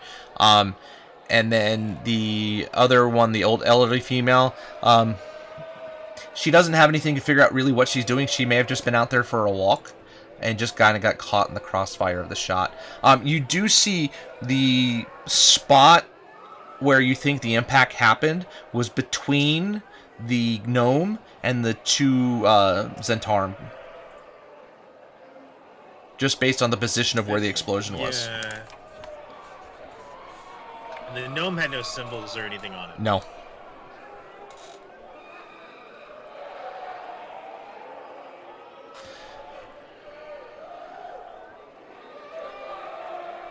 Alright, and Coco, you're trying to get up to the roof from there. So you're kind of... just sneaking through the house. You're sneaking through the house. You actually don't find any roof access from that building. So this looks like it's a normal house. There's a window that's on the 2nd floor that looks right out. But there's no like attic access or anything that seems to go to the roof. So right over the window's right over where So the if you're going to go out where the barrel was, the window there is shut and locked. But it's also about 2 feet away from the actual barrel, where the barrel is. If you look out of it, the roof actually hangs a little bit further over. Okay. Well, Coco's going to attempt to parkour her way up onto the roof. Go ahead and Just do me slide out the window and... acrobatics check. Thank God she's good at acrobatics, all I'm saying. Oh, yeah, that'll do it. Hang on. It's her acrobatics. That is a 25. Okay, so Rogues, man! you open the window, you look out, you quickly jump to reach to the edge of the roof, and in a crazy maneuver, you swing back and forth, twist your one hand around, and manage to spin and pull yourself up onto the roof. Okay, excellent. So, Parkour. yes, parkour. All right. And with a 25, that's from- definitely a parkour moment. All right. Presumably, there's nothing immediately visible right over the barrel. This is just likely the spot where. Is there anything in the spot right over the barrel? Anything in the? I don't know if the roof has a gutter, but if the roof has a gutter, is there anything in the gutter? They don't have gutters. No. But what I didn't you think so. roll me an investigation check once you get up there.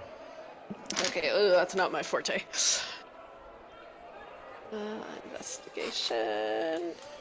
Oh, actually, apparently investigation is my forte. Never mind. I'm so used to playing this very lovely but not very intelligent furbulk that I'm like, oh, investigation's not. Oh, that'll do. Oh no, actually, maybe not. 12? You can't tell specifics or direction or anything, but you do notice that some of the like shingles, a couple of them are broken. Okay. Like something And, had like, potentially recently something broken? had run up there at some point. You can't tell what If it's direction they recently. went or what direction they came from, how long ago it was, but you definitely see it looks like something potentially has been on the roof.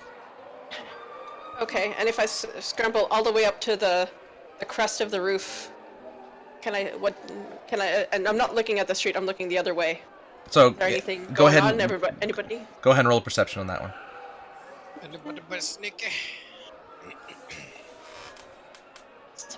Perception. Yeah, no, Coco sees absolutely nothing. That's a 7. Yeah, that you don't see anything, but all you can hear is kind of the chaos that's going on down below. Okay. Not my fault. All right. Oh, Coco's gonna keep hanging out, sort of keep moving along on the roofs and kind of see what she can see from above. Bird's eye view, as it were. Haha.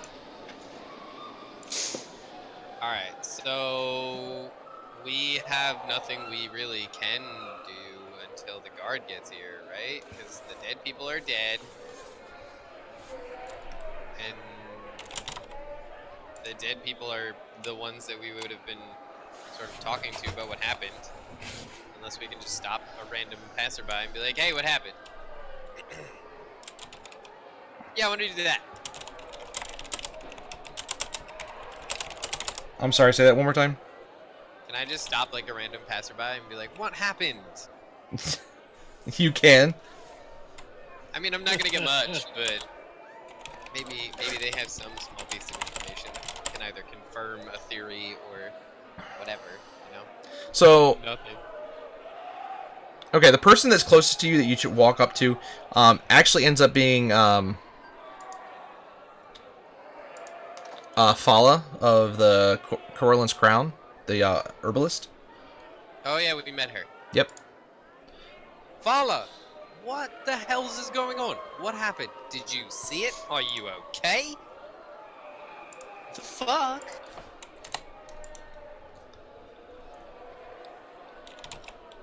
Sorry, DM loading. Angel.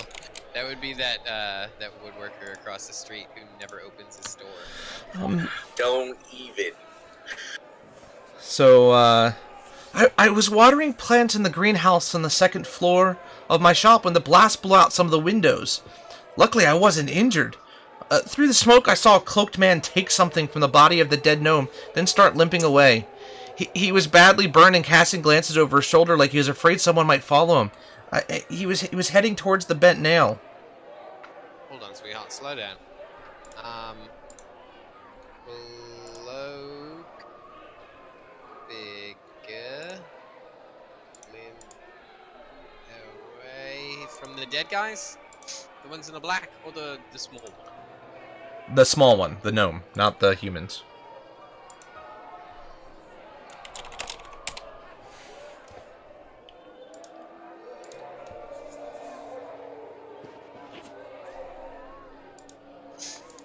Taking something.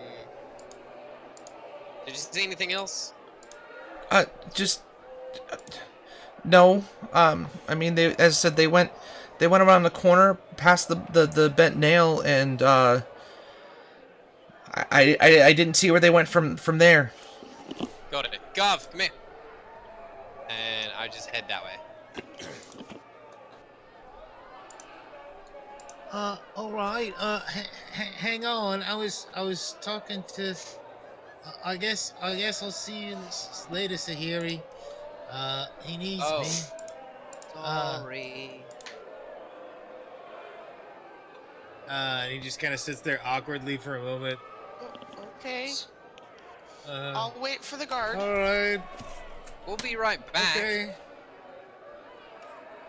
Okay, so I'm gonna tell Sahiri that, like, we're just going over there. Somebody saw someone walking that way, having taken something. If I can find any clues of that person, or if Garvin can find any clues of that person, more information to give to the guard, so they can deal with this problem before it becomes our problem.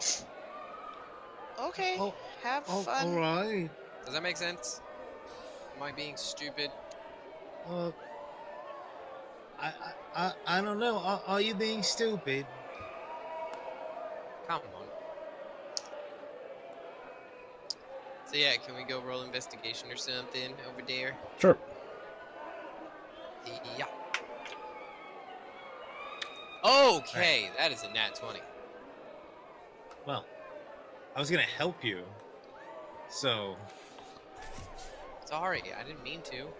23. it's all right. At least the Witcher sense runs in the family. Not by blood though, which is the weird part.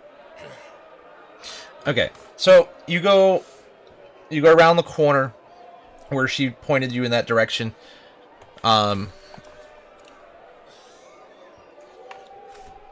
And you see a little bit of blood on the ground, kind of going along the road.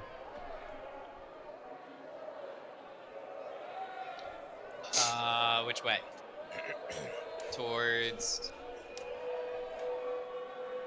So you go past the ghostly leaf, and across the street is the bent nail, which is where. So he went back up between your two buildings north, and then went west along the main road. Okay, so more or less continuing the way that we were. Yeah. So as you kind of follow the blood trail, you see it go around a corner, back into another alleyway, and then there's a you see a sewer hole with the cover slightly ajar. Is it a cover or is it a jar? Sorry. Okay. So I guess I take note of that too and come back to report to. Is there a not a Zentarum but a Xanathar's symbol by chance in the sewer entrance? No. You do not see that Symbols same for, like, around it or around the anything? entrance or Okay. that. You don't see a symbol. No. Okay.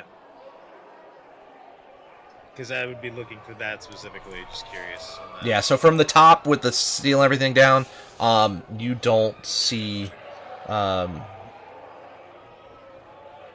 any symbols at all, but you do see the blood trail kind of go down. Right. So obviously, Gov, they went down here. Do you see anything that jumps out? Well, And I message you at this point instead of like talking out loud. I say that whoever it was that used this fireball necklace was trying to take out either two Zentarums and people were in the way, or free somebody from the Zentarum. Well, whoever, I send a message back. I just fiddle with my glasses again. The target appears to have been the gnome, actually. Because whoever this is, the apothecary told me that they took something and went this way. all right. Are we going? Should we Yeah, I tell say the we go back others? to Sahiri. She's like the group mom, so... But if the guards come, then we're screwed. I have notes for this. I'm going to tell them what we saw. We did some of the investigation for them. but Wait, why are we screwed? I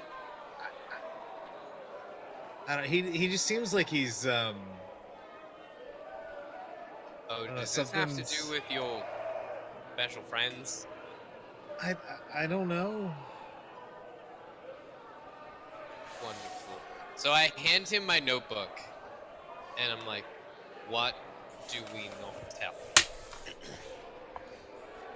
Well, if you talk about these people publicly, they'll probably want to get you killed. like points to like the two Zentarum that he named, like talking, like getting back to that point in the story. He's like, and whoever's like targeting Zentarum or trying to free somebody from Zentarum or targeting somebody in Zentarum custody would either be working against them, more than likely. So that it could have been somebody that was wanting to, thwart something the Zents were doing, or free somebody from Zent captivity, which are all like good things in his book. I'm sorry. Say the last part. I just missed the last part of that. Yeah, I just said are all good things in his book. He's talking mainly to Yeah. cigars. Basically just explaining like that. So we I don't don't name know them what the guards as need to- Zentarum by name. Yeah. Well, Yeah. I mean, anything that we tell the gods might lead them to somebody. Maybe it's better they don't find anybody, as long as they don't suspect us. So we should get back to Tahiri and pretend we weren't here. Probably best. Okay, let's do that. So we do that.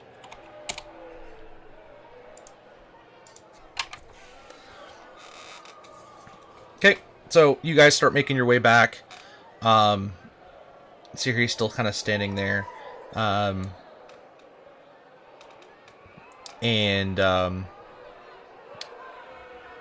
everything's starting to get calm, and you guys, but everybody who's kind of gone back to the area, go ahead and roll a perception check.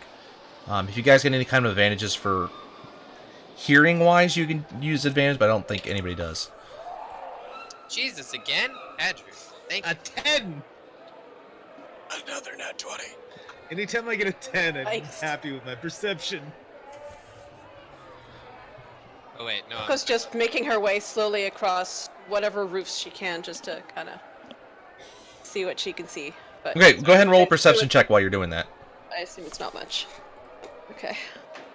All right, roll better than last time, please. I mean, technically that's better than last time.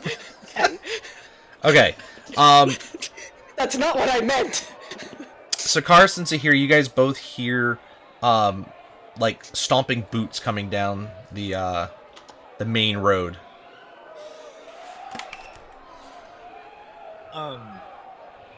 Sounds like the So- gods are here. So what have we told? Like, what has been said? Like, has anything been said? What's You still have some time. They sound like they're coming from a little ways away. Yeah, so I walk up to Tahiri and I'm like, look, we may know more than is good for us to know. Do you mind if I handle most of this? No, but you should know somebody came for the necklace. Wait, what? Yeah. So you don't have it anymore? Nope. Who'd you give it to? Somebody from one of those, secret organization-y things. What did it look like? Did he have a symbol? Yes. Was it the one on that note? Yes. God, you have us way in over our heads. We'll deal with this later. It's all right.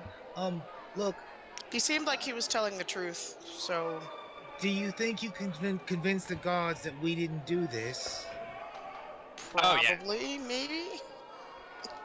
Garvin, if I can't Otherwise, convince the gods that we I didn't do this, we're all beat. I mean, all right. You don't have the What? kid in the necklace. Well, we don't know about the necklace. We just know about a kid. I mean, maybe we just don't know anything and they got blown up. I'm here to help Yeah. collect the bodies. Yeah. Garvin alright. just kind of nods in agreement. Okay. Yeah, we're ready. We're ready for guards. And yeah, as you guys are saying that, as you're finishing the last conversation, you see a group of City Watch come around the corner with two other men kind of leading the charge. They look a little bit more official. And I quickly make my way to. before we get to that point, I think we're going to take a quick break here. So I think this is a good time to take our first break of the night. So, guys, just hang tight real quick. We'll be right back, and we'll get moving on from there. So, see you in a bit. Taking me a second to get his voice back down. Yeah, right.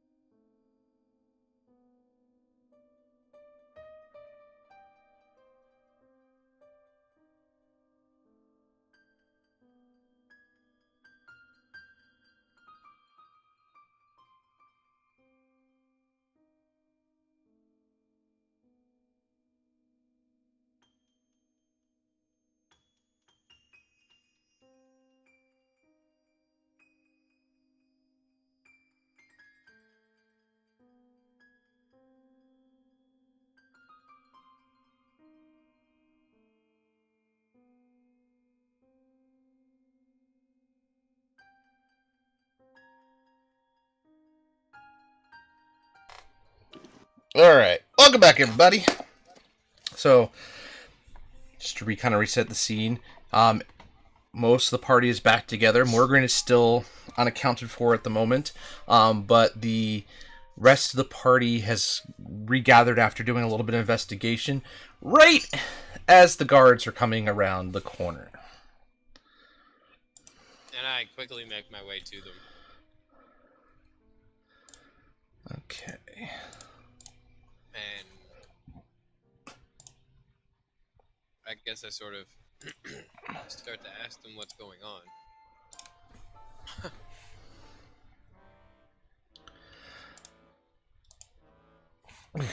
Sorry.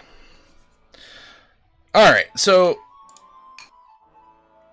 as you come up, you see a taller human male walking up, and a shorter, blonde-haired man, a little bit older, walking with a cane.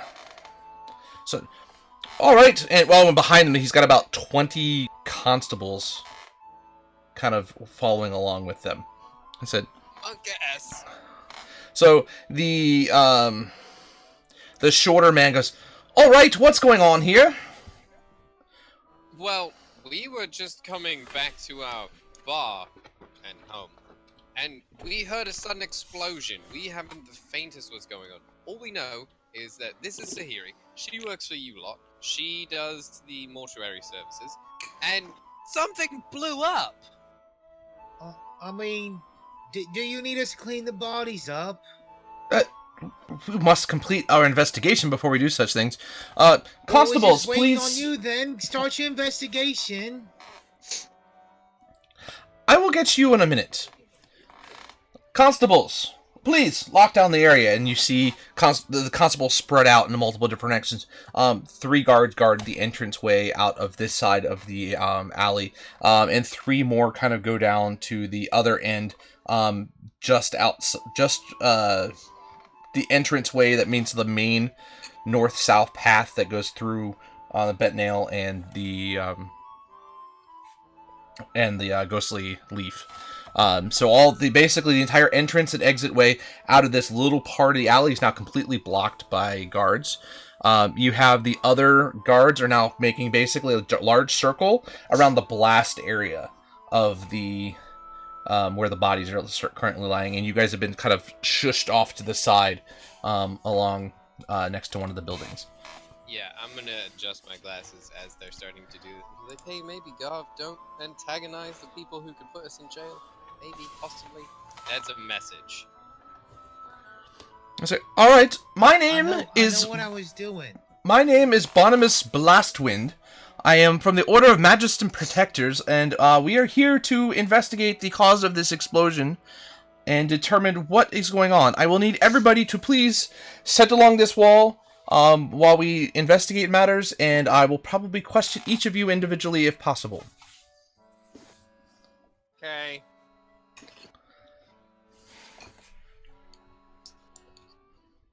So, Sahiri and Garvin, the man you guys had seen and talked to, he's actually nowhere to be seen at all. Just an FYI. Yeah, that was expected. So, as they walk away, I'm just gonna sort of like quietly turn to the party and make sure that we all have our stories straight. We just got back. There was an explosion. We don't know what happened. We met some kid, and he told us he saw an explosion. All right. So the first thing you see, Barnabas kind of walk into the perimeter of where the explosion was. He has a notebook out, and he's quickly writing information down, things he sees.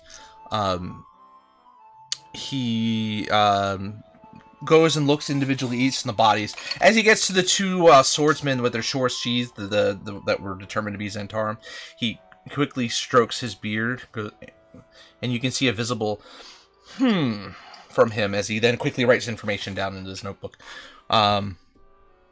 He takes out a piece of string, and he takes it from one end of the Zentarum guys and stretches it multiple times over until he reaches over to the distance to the gnome, and he just kind of keeps doing this. You see these strange patterns and investigative techniques as he's sitting there writing stuff down. He takes a little bit of powder out and sprays it down onto the blast area, and again starts writing some notes. And he just definitely some peculiar things that he's noting down. Can I roll anything to figure out like what types of things he's doing? Like I know he's investigating, but like You can roll an intelligence check just to see if you can figure out exactly what he might be discerning. oh, but all right, let's give this a shot. It's gonna go bad, chat.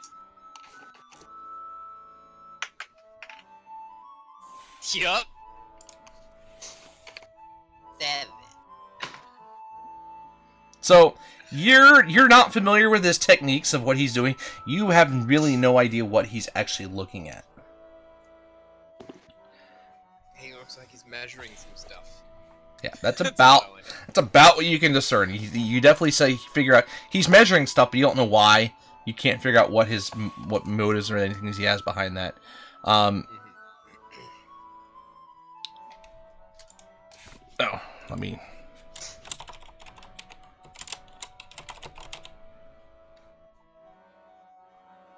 I don't know, but it's not whatever. Yeah, blast with it, which is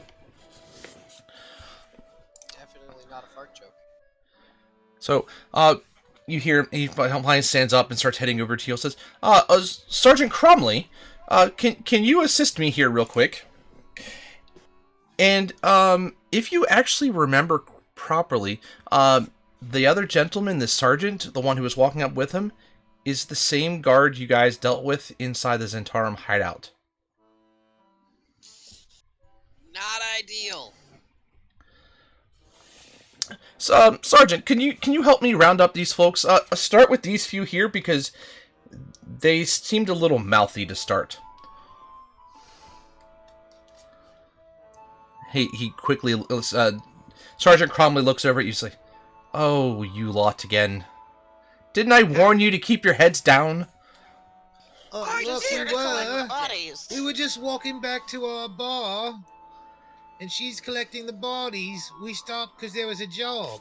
But why is it every single time that I've run into you, there are dead bodies involved and you all are the ones standing around it? Crazy random happenstance. What do you want from me? I'm a Because we're good mortician. citizens and we report stuff, and she works for you in the graveyard. Also that. But hey, other than this, how's your day? Would have been better if I hadn't dealing with fireballs going off within the middle of the city. It was a fireball. Well, that's what Barnabas here thinks.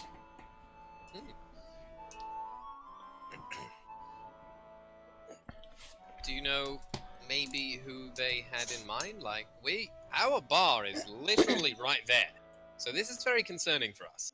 Do you know, like, was this some sort of attack? Was this just a terrorist activity? What's going on? And I'll roll. You know, Adrian, we should probably do a bar special for the guards. Sorry. What did you say? Yeah, I was thinking that, but I don't think now's the time to bring it up, Carver. I mean, why not? We're opening soon. Yeah, but maybe tell him when he's not actively questioning us about an explosion in the middle of the fucking street. I'm sorry, I was just putting 2 and 2 together.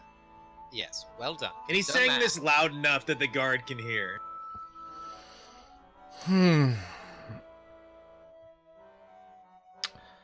Well, I don't think that you would really be a cause just for the fact that your bar is right down the road. I don't think destruction within your area would be good for business. At least that gives you a little bit of an alibi.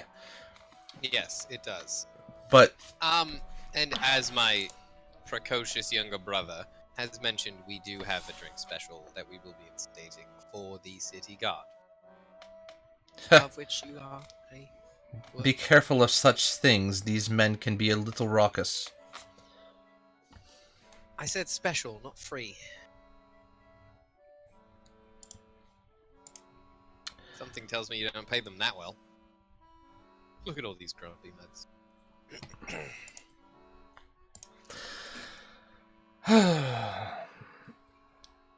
Right. Well, so what do you need from us this time? Stay out of the way, of course. Okay, can we go check on our bar? It's the ghostly leaf, and I turn and I point. It's literally right there. I point with them in unison. Yeah.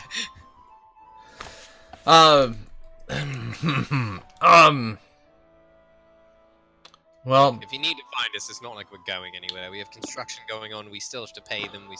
There's so much happening right now. We literally cannot leave town, even if we wanted to. very well. For now, we know where to find you. If I have any other questions, which, based on the information, may or may not be needed. Thank you much. Have a good one. Best of luck. And as you Look, I can, can walk this time. I got new legs. I'm just kidding. just move along. I have other people to question. At this point, Adrian fully takes off his glasses. And it's just, oh no. He turns, shakes his head, and they continue on with the rest of the crew. There's probably a half dozen other people sitting there waiting to be questioned. He's trying to interrupt his train of thought repetitively. I know. So you guys, Adrian is just annoyed. But yeah, so we start to head back, and I'm like, 2, 3, 4. Where's our dwarf friend? Yeah. Actually, Coco's not there either. Coco's still up on the roof. 1, 2. that's true.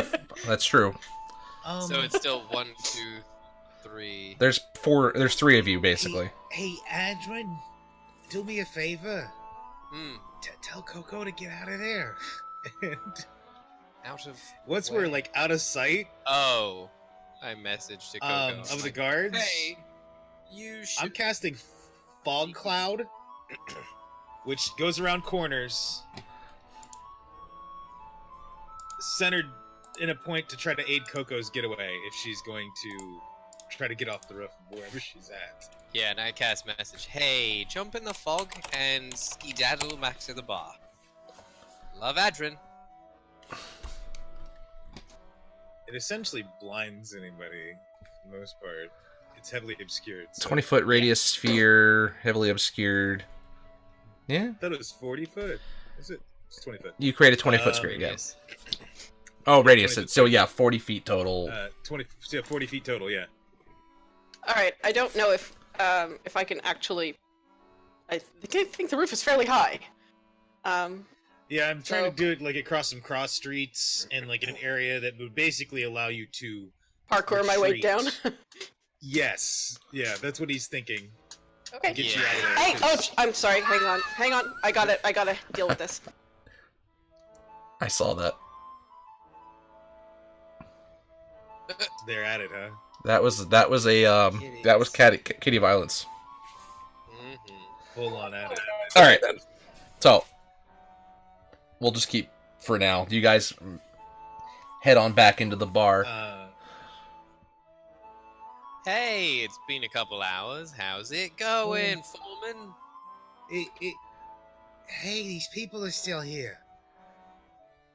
I know that's who I'm talking to, Garvin. I know, I forgot they were working. Apologies, cat drama. Maggie and Juno do not get along. And occasionally they try to murder each other. So, yes, I was parkouring down off the roof. So Juno, go ahead and do. Stay here. We'll do 2 acrobatics checks. One to get it about halfway down, another one to get the rest of the way down.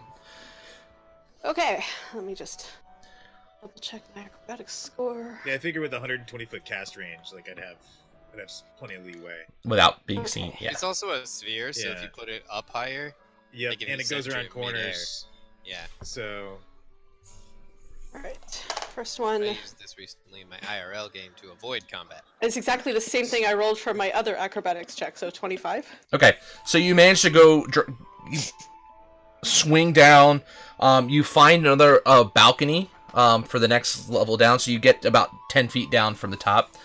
So you have another 10, 15 feet to drop down the rest of the way. So go ahead and roll one more. There's no hay bales for her to jump into. But she does have a natural squawking ability. You are a very inconvenient cat. My God. Stay there. And I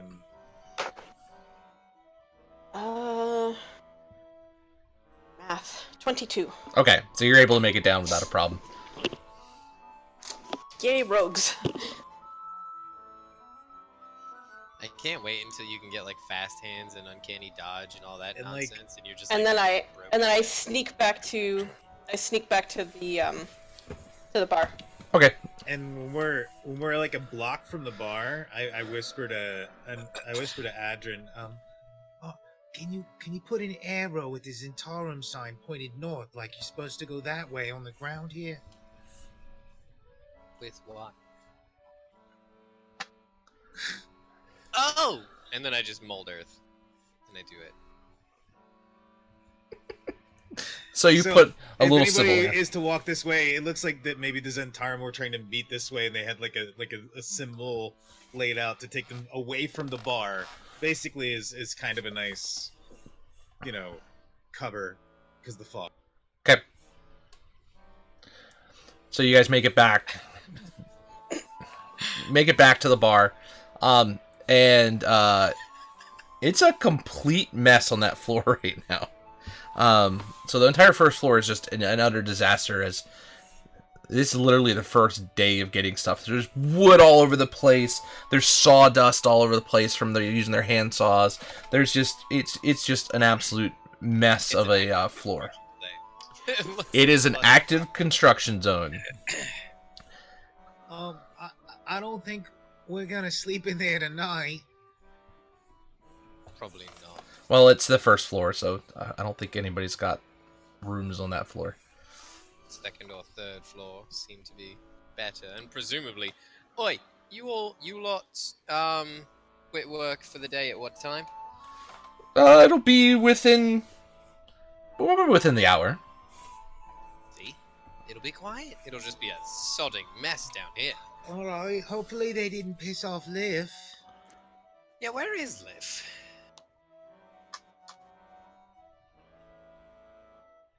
As no one answers me. Well, lovely. Speaking of where is... Coco Where shrugs. is- Oh, look, there's Coco. Now, where the hell is Morgren? Anybody have any I- ideas where Morgren? I mean, I No figured he idea. was here, checking on the bar, making sure it wasn't burning. I try to message Morgren. I'm like, Morgren, where you at, love? 120 feet. It's not very far. I try. If I don't get a reply, I don't get a reply. It's a cantrip. I don't explode when I try this. So you don't, yeah. So you don't know if you heard anything or not because you're not getting any labor response or anything like that. So you don't. Right, but it was an attempt. Wonderful. Well, now what? Wait for the guard? We dealt with the god. Yeah, but they might have more questions. I don't know.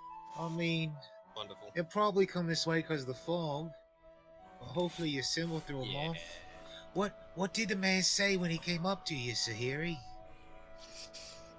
He asked for the necklace. He showed me his symbol. Was pretty much it. And which? Oh, this was that symbol, right? He told you that he was, that he wants to run a side investigation on to what happened. He was going to investigate. Yeah, I'm just trying to remember the name of All that. right, perfect. I'd spoke to him for a bit. Yeah, he had never talked to him before, so that was interesting. He's just a friend of a friend. Those people I talked about that might be able to help with your family. Again, Sahiri, condolences, especially given what happened yesterday.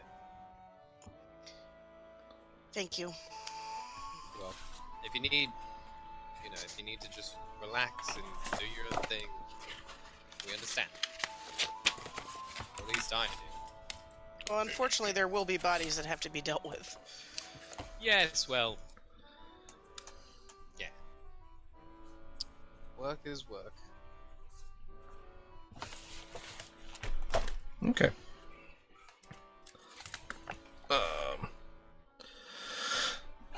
So as it's winding down, you guys are kind of, I think, probably relaxing upstairs because you've been asked to leave the room.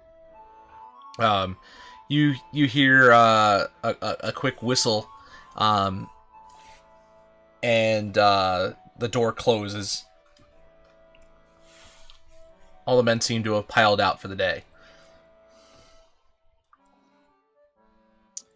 So we have no idea where Morgan is.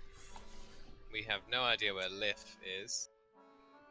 Liff seems to be the easier one to check at the moment, given that we have no direction for Morgan. I can figure out where Morgan is. Can but you? I don't know if I want to. Why? Cause then I gotta use this. And he shows the little paper bird that he's got. Why do you have a paper bird? Cause it'll send a message and come back. Oh. Does it only work once? That explains it. Yes, so we'll keep that as a last effort. In the meantime, though, since we're already home and it is just about time to wrap things up for the day, should we try to find out where Liv went? What's our password? Tahiri, would you like to do the honors of choosing the password? I have no idea. Well, we're not gonna leave it to Garvin. Trust me. I don't know. Maybe it should be one of Coco's phrases. Maybe Coco, what's a good password?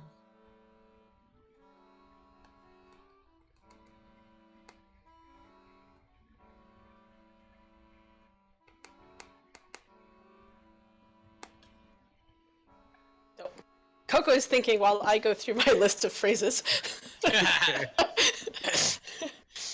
um,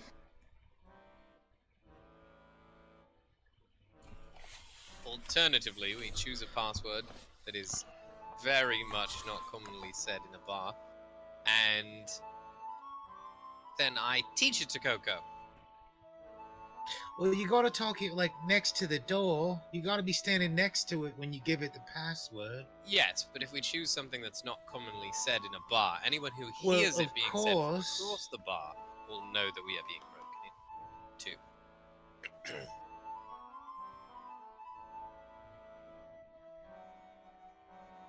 Like, I don't know, no thanks, I'll take water? I mean, you could say Morgan is a stinky, smelly dwarf.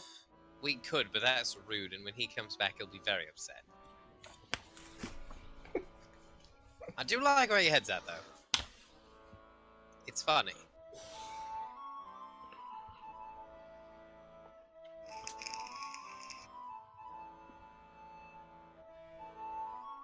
come in. Wait, I've got an idea. Dad told me a story once. What if we just use the Elvish word for friend? An angel dies. Does anybody really speak a lot of Elvish besides us? It's one word, Garvin.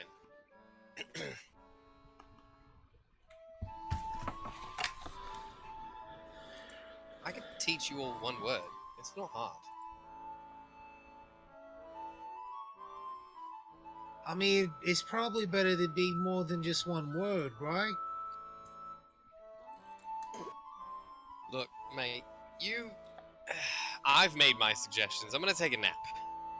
And I just fucking ass out on a couch.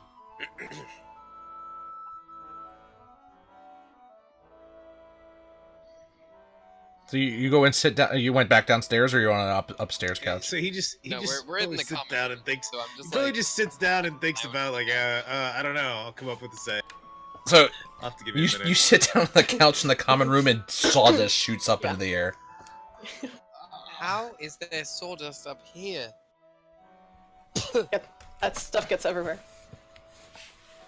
Yeah, we need this lock. Coco can also suggest go to your cage, darling. I like that one. Sure. Go to your cage, darling. Or All just go right. to your cage. No, I do exactly like the words that Coco spoke. Too late. Got it. Go to your cage, darling. As I grab the gold dust, get a bunch of arcane energy whirling about me, and touch the door. You see an arcane shimmer go across it, and the door shuts. I say, "Go to your cage, darling," and the shimmer fades. They test the door. Looks like it works. Someone's gonna have to remind me of that in the morning. It's better than it being an arcane ward, at least.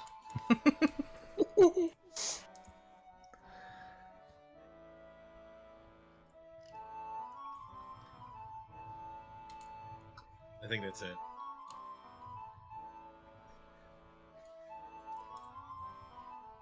So yeah, if you try to use an arcane lock and go to open the door and don't give it, it's not going to work. It's locked. Yeah, and there's no like these tools aren't really gonna get you in there. You know, like it's no, you're just kind of. You'd have to have dispel magic or something, yeah. Yeah. There's a couple of things Yeah, to get you around. There's a it, couple different ways. I mean the DC to pick it is increased by 10. So depends upon the quality of lock. How is the lock on this thing? Is it solid? Are you dealing with like a shit lock? Actually, that's a good point. I'd say it's a pretty rudimentary lock, so it's going to be pretty standard. So- Like a DC. Probably a 12. So that's So something now it's else. we need to 22. upgrade. So it was enough that a standard thief could break into it without a problem, but it wasn't like just anybody was going to be able to take tools and get in there easily. Yeah. Well, 22 is much harder now. Yeah. But yeah, that's something we should look at upgrading. Because I can always dispel the effect for a minute while somebody installs a new lock. Yep. Could just stand there saying, "Go to your cage, darling. Go to your cage, darling. Go to your cage, I wonder if- darling." So it just stays dispelled for like 5 minutes. Or you can cast knock on it to suppress it for 10. Yep. That's unfortunate. So the only other way you're really getting through is a knock spell. But anybody with a knock spell is getting through a door they want to get through.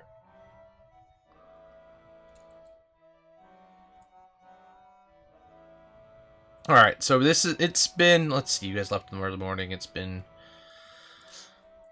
so it's about late afternoon at this point. Things have been quiet. As you guys are kind of sitting around, you hear a sweeping noise coming from the downstairs. Oh, look, it's back. Is that Liv? Let's go see Liv. Yeah, I'm already rushing down the stairs, but I have. Hold on, let me check. Yeah, I forgot the password and I run into the door. I forgot about it, that is. I was gonna give myself, if I rolled, like, with my bonus above a 10, then I'd be fine. And with the bonus of 4, you'd think that's easy. But no. So, yeah. You go running to go downstairs because you're so excited to hear lift. You go turn the knock and you just go smack into the door. Yep. Right. Go to your cage, darling. And then I unlock it. Do I see Liv? So as you get down the stairs, you see him sitting there sweeping up the dust, the sawdust and everything, and all the broken nails and everything like that, and just He looks up at you. He goes, and goes right back Hey. to shaking, the sweeping. Buddy, it's construction. We've got to get this place up to snuff so that we can have some good times and reopen it. Did you hear the new name, by the way? It's a bit of an allusion to you, friendo. He looks up at you with It's a called the bright. Ghostly Leaf. What do you think? Yes? No? Maybe? You get a big sigh from him, and just continues on sweeping away. Oh, where you been at, Liv?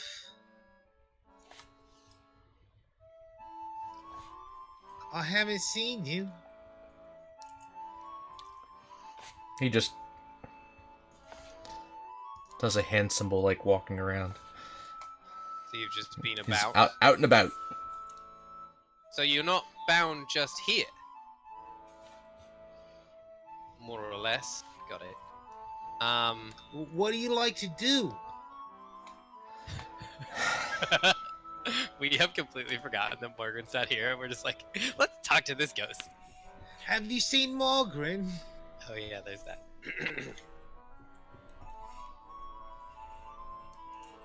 So, when we reopen the bar, we may have a proposition for you, Liv, if you'd be interested. How cool would it be to have a ghostly bartender? Can you interact with physical objects? He picks up the broom he's been using He's got and a broom in his hand. Yes, it was a rhetorical question. I was proving a point. Sod off, Garvin. But yeah, so would you be interested in becoming the bartender of our lovely establishment? The Ghostly Leaf. You would be the Ghostly Liff. Get it? No? Sorry. I was excited! But he takes the broom and he does this really fancy twirling with his hands. Is that a yes? Coco I think claps. he's saying he likes to perform or sweep things. Well, I mean, I do believe he just agreed to being the bartender. And, I don't know what kind of compensation we can give you, but we'll work something out, friend. I mean, we give him a home, or it's his home. I don't know I which one is it. It's our home. Yeah? Liv, do you need like food or anything? Do you like that seems a bit do insensitive. you like ladies or like money or? What are we gonna do? Go create some ghost ladies for him? That seems a bit murdery.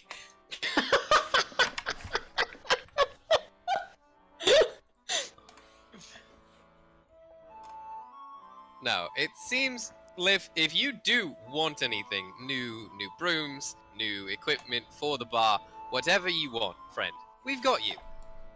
How's that? Is that good? Fantastic! Guys, we have a bartender. High five. No? Oh, I wish Margaret was here. So as these progress,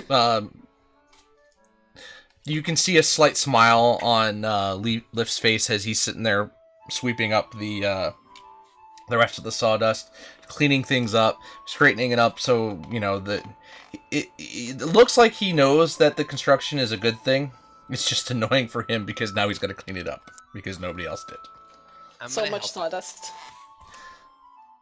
So he ends up. Yeah. Coco wants to go see if she can find Morgan.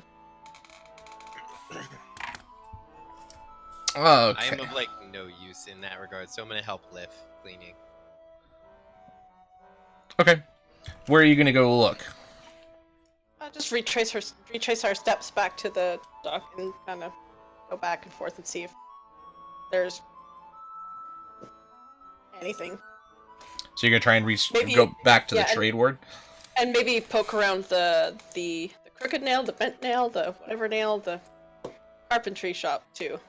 Did you guys That's been- share any of that information with the rest of the party about No, yeah, no, we they told didn't. No, they didn't. Coco has no idea about that, but she's curious about the carpenter. She's not. She has no Oh, idea. okay. About, Okay. she's literally going because the carpenter has not been there since we got here, and she's like, "What is up with that?" And worst case scenario, she can sneak inside and look around. There might be stuff. Shinies. Okay. Not that she's mercenary or anything. So you go back outside and you're kind of.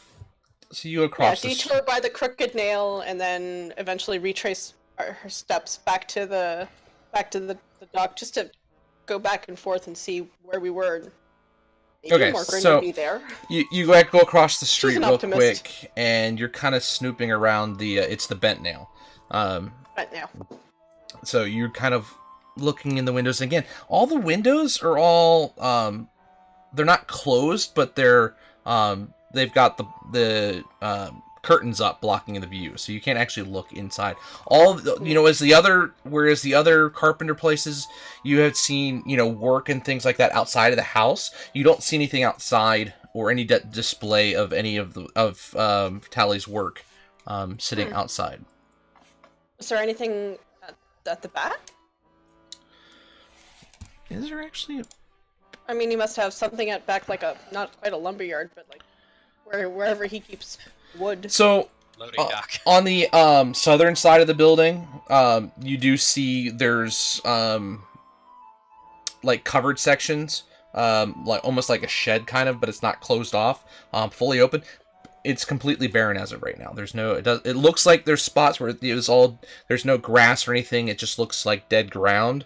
That looks like wood normally is stacked there, but there's nothing there at the moment. Okay, well, time for more petty larceny.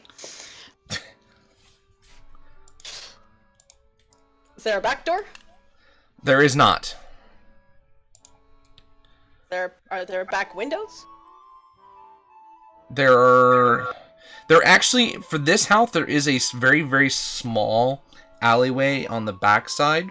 And while there's no doors there are windows on the north side and the south side. But then it's all flush wall. Alright, well, she's gonna see if she can jimmy one of the windows. Hey. A little bit more discreet than trying to pick the lock of the front door in the middle of the day. Well, or at least in the early morning.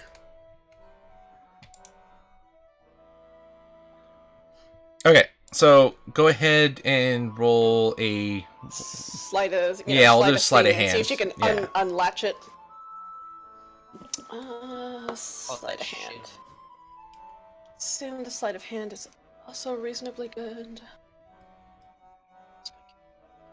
Could also use a Metro card. Oh wow, my sleight of hand is even better than the rest of it. Nice. I must have done something in my stats. That is a 23.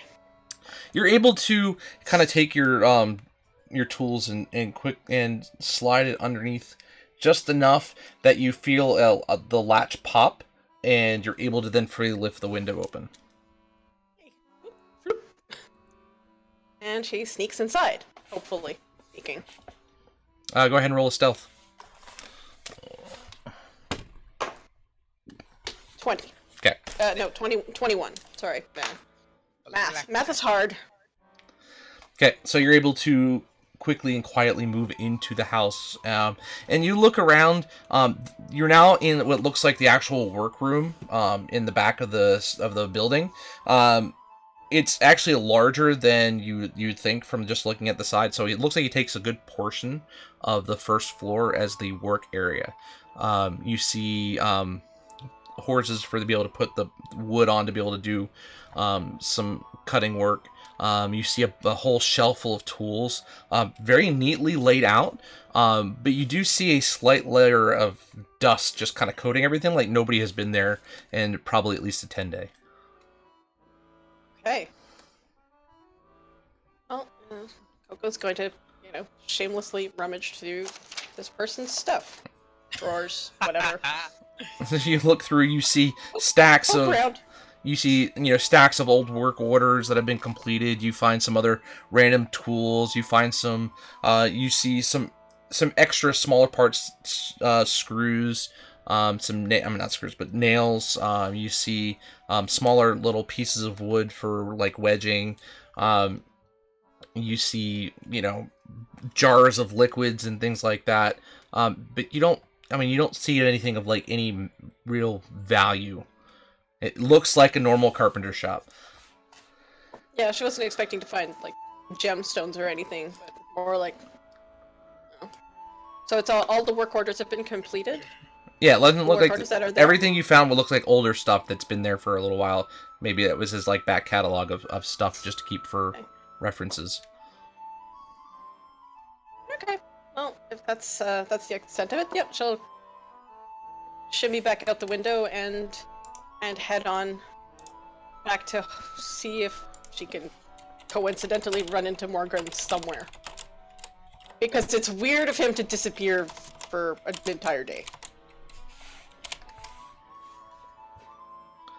Okay. So you said you're retracing your steps back for it? I mean, that's the only lead she's really got. Okay. She doesn't know when he left the group, so Right.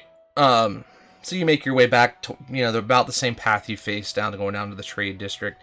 And you don't notice anything. I mean, the path has been trampled over numerous times since you've been there. It's a very busy street. You make it back to the carpenter shop, which is the last place you guys remembered seeing him. You go and do you stop back inside, or are you just kind of eyeballing things? no, she'll stop back inside. Ah, Coco, correct? Yes, please. What can I do for you?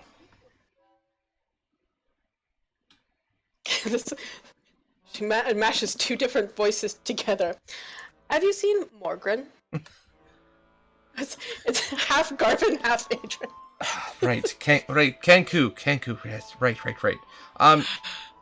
Not since the last time you were in here.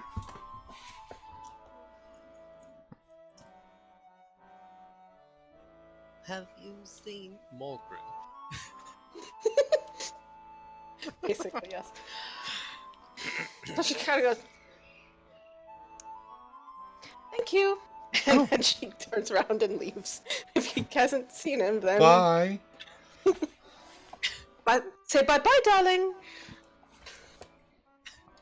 So you head back out, and again, it's not as busy as it had been, but there's still people milling about. I mean, this is getting to be heading into the evening time, where people are starting to head home. But again, The disadvantage of not being able to question people who don't know who Morgan is. Being a Kenku is hard. That's okay. She's just gonna poke around and see if she can, maybe he's coming out of wherever he needed to run a really long, bizarre errand. See if he's there With somewhere. his little bitty legs. so you. Well, she's not that much taller than Morgan, frankly. So you're heading back, correct? Yeah. Okay. Slowly, kind of, maybe a bit more meandering than the last time. Okay, so Definitely you're kind of watching, street- keeping an side eye out. streets and stuff. You just don't notice anything out of the ordinary, and you manage to make it back to the tavern, and it's now the sun's kind of gone down, and it's now early evening, but all seems to be pretty quiet at the moment. It looks like all the hubbub from the explosion seems to have died down. All the guards have left, and they actually did not use Sahiri to remove the bodies. Rude. Presumably because we're witnesses.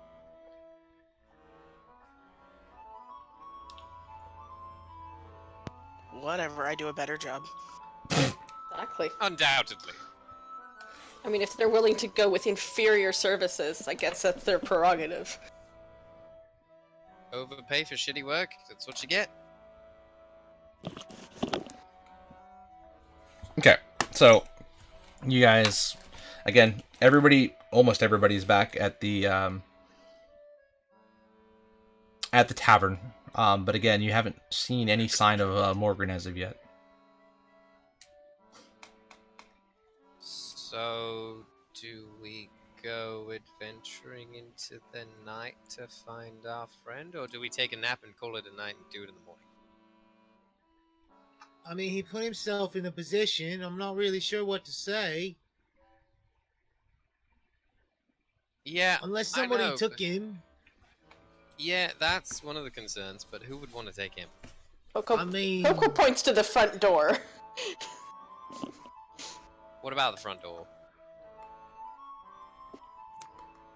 Come along, darling.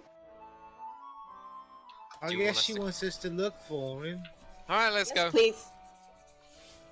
Morgan was nice to her. It doesn't happen very often in her experience. Alright, Coco. Hold on a moment. And before I go out, I'll be right back. I head to the tower for a second. Okay. And I have like a little wooden box that I keep up there. I stashed a bag of gems in it. And I lay my bedroll over the box so that it's kind of hidden. Okay. Then I lock the door on the way out of the tower. Okay. So as to not have them on me, probably not a good idea, just in case. Fair enough. Okay. Did they look like gems? Gems? Like, Yeah, they were. I'm not going to give you the value yet because you don't quite know what they are. yeah, just a list would be good. But they were. They were just 5 gemstones. Various different colors.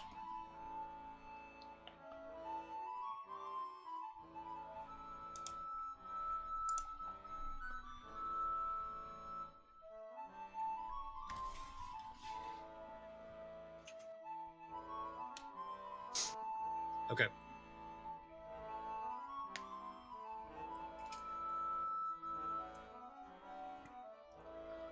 Yep, so I just stash those. Okay.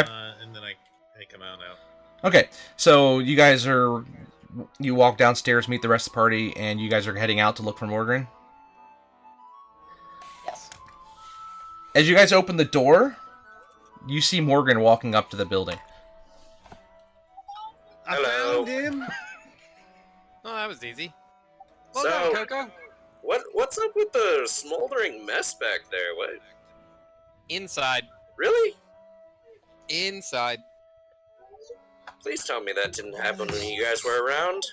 Inside It's- conversations. Not out on the street. Let's go. That's not good. Okay. So, when we all get inside, we explain as much to him as we explained to the other two. Coco mimics the sound of the explosion for you. That Because doesn't what? get less terrifying, but thanks.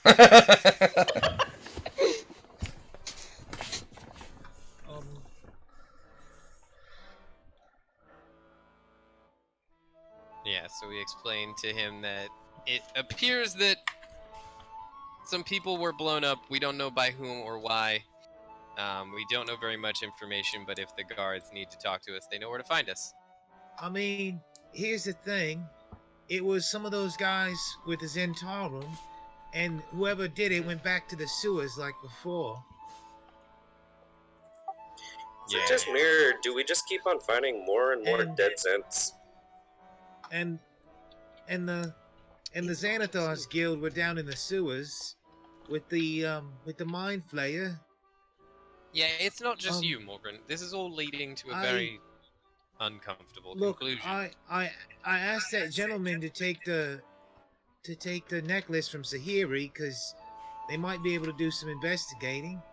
The Harpers who I work for, they're pretty powerful. They look out for, well, kind of everybody, the common folk. It's more about information. So we're just letting all the cats out of the bags then, yeah? I mean, at this point, they're all kind of, Hey, you're it's all not my kind of wrapped secret. up into it. It and- wasn't my secret to tell. I kept my mouth shut till now. It might be smart if we have a meeting with them, because, well, if the guards start asking questions, they can make sure we're all right.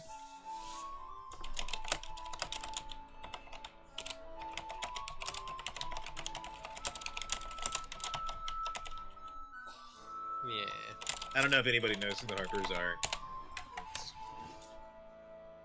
I think you're the only one, character-wise, who knows who the Harpers are. So. Okay. Yeah, Coco certainly doesn't know any of that.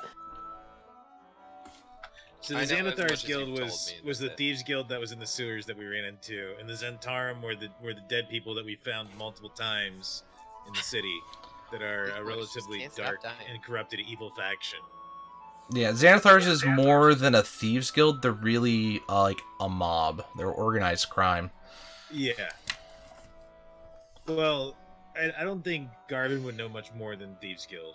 Like, I think he would know Thieves Guild, but not like that kind of level of detail. Right. That's where I was just debating if Coco would know anything. I mean, Coco might know basics, very basic. Like if they're that yes, they sort of. If you're a thief and you don't, pay your dues or whatever, you better either not get caught or. I'm assuming that's the extent of her knowledge. She hasn't been around for that long. Yeah, And or she mostly free for hung that out- long. And she mostly hung out with street urchins. So, I mean, normally these type of organizations would work together, not fight each other.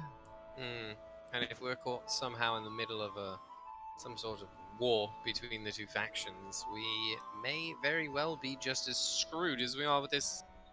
And And I glance to I see the mean, other issue that we're dealing with. I'm kind of used to reporting information to the Harpers.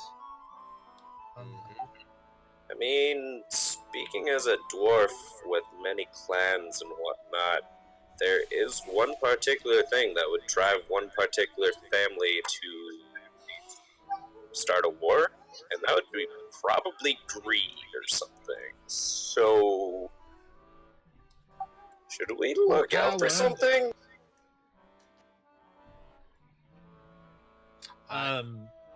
And Garvin would share with you the basic beliefs of the Harpers were that one can never have too much information, too much power leads to corruption, and no one should be powerless. I'm more talking about the Zents and Xanathar. Yeah, I'm just making sure you guys got that info too for the Harpers. Xanathar's he doesn't know a lot about. Zents, From around the city and around the most of Faerun, and specifically the Sword Coast, you'd know that the Zents are more known for swords for hire than anything else. yeah, they're about power and influence mainly is what he knows, and like a thirst for it, but rather vicious. I'd say like they know that much because of the faction agent thing too. Yeah. Yeah, you'd have a little bit more than general knowledge because of your background. Yeah. So yeah, the Zents, while usually Both these have the organizations are after power. yeah, their larger front is that they're swords for hire, they're mercenaries. They'll do jobs both good and bad, but they really are really influence and power are their driving force. And the Xanathars, as being more, while they seem more like petty thieves, they really are an organized crime family run by this beholder named Xanathar. Who's So would I know the beholder? Xanathar is known. Yeah. I mean, especially that he is the symbol. And you guys kind of got a little bit of that from the old Zablob shop in the first session. Yeah. Yeah. So, I mean, I lay out all the info I have on the table as far as the Zents, the Xanathars, anything that I know, I share with you guys, and then that the people that I work for are interested in acquiring information around why this is happening. Yep.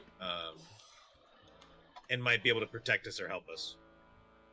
I just hand you my notebook. Tell them what you want.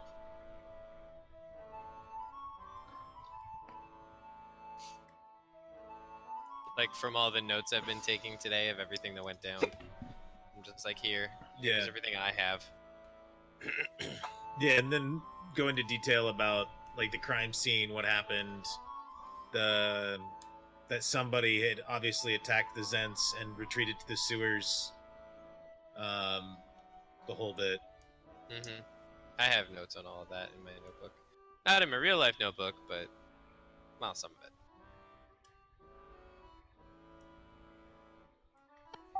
I've got a lot of paragraphs on notes on D&D Beyond, so yeah, I remember a lot.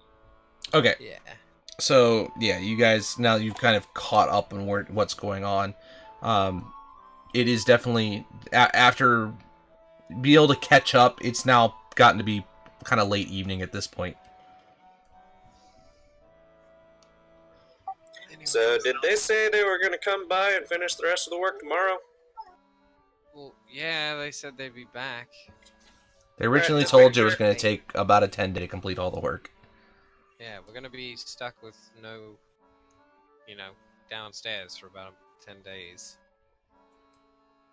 Well, 9. Not just days. downstairs. You guys are going to do. You had some work upstairs to do minor repairs and stuff too. Alright, so tomorrow should we hit up the guard captain guy and see about getting that raise on zombie killing and then go zombie killing? Let's go get paid. I mean, there's not gonna be any more zombies since that Lich is gone. Is he gone, or did he just temporarily fuck off? I mean, the zombies are gone, so probably. Well, we don't know that the zombies are gone. Have we gone by the City of the Dead today? I don't think so. Yeah, we can always double I check. mean, the storm left after he did. Yeah, well, that was a different story, and I don't want to talk about that. It wasn't just the storm; the mist rolled off too. Yeah. It can't hurt to check. No mist, no Left for Dead.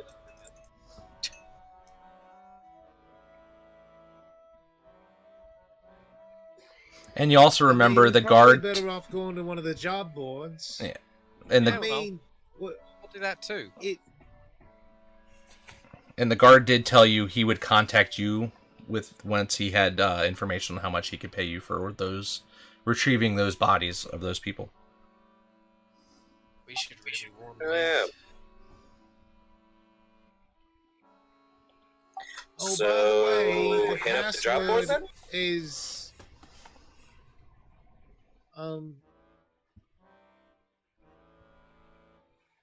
never mind.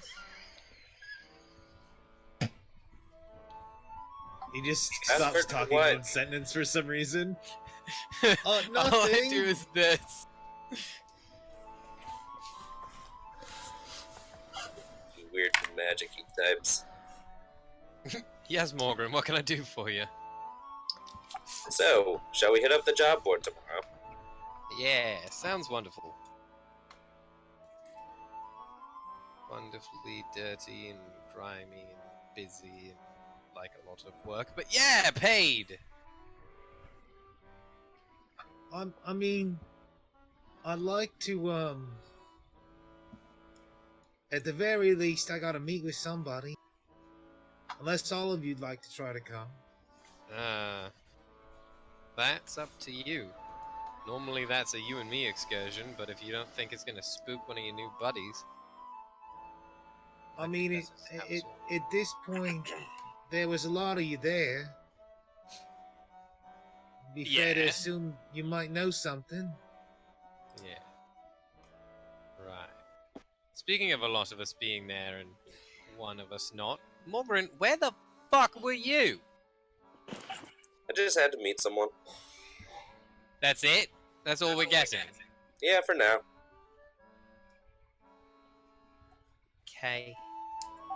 Big plans in motion, my little elf friend. I'm not small, I'm taller than you, and I'm a half-elf. Yeah, technicalities.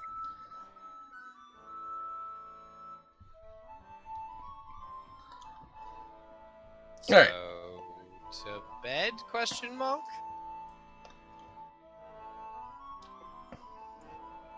Is it late in the evening? Or Yeah, it's late evening. how late? Okay. Also, Adrian has had, like, a catnap at best throughout the last, like... Yeah, but you had some 24 really hours. good coffee to start the day.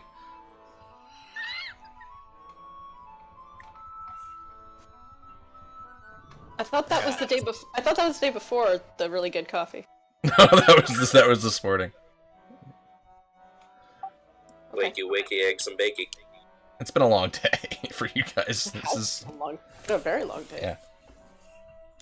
Got almost everything done though, so yay!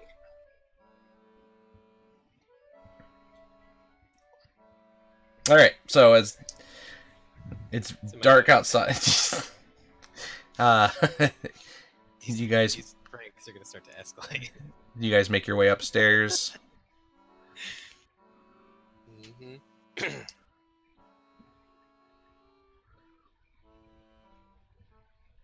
Who's first one up? Oh, I'm staying back. Probably Coco, unless Sahiri is an early riser. I would imagine Hiri might get up a little earlier than yesterday. So I think Well, Morgan cheers, tribute. looks like Morgan's heading up first. So Coco is literally an early bird. you Oh, you mean heading upstairs first? yeah. Oh, So I thought you meant waking up first. no. in the morning. So Yeah, no. Morgan, you start heading up the stairs. You get to the door, and as you do, it doesn't open.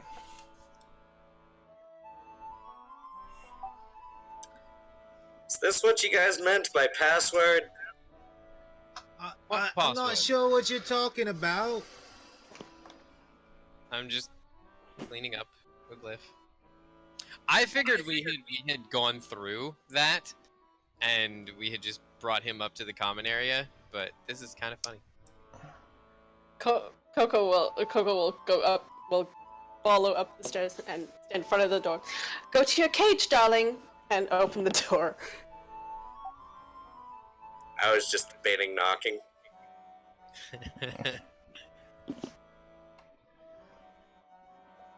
Did you close the door behind you so it slammed in his face, or did it keep it open for him? to go? No, she opened the door for Okay. him. Okay. It lasts for a full minute, but the effect eventually comes off. Oh, right. That's all the. Yeah, so I mean, once he's inside, eventually it'll lock itself again. It was a friendly demonstration, not a going past him. Okay. Does he know that though? Coco likes Morgan. No, but does he know Coco's a good that? birdie.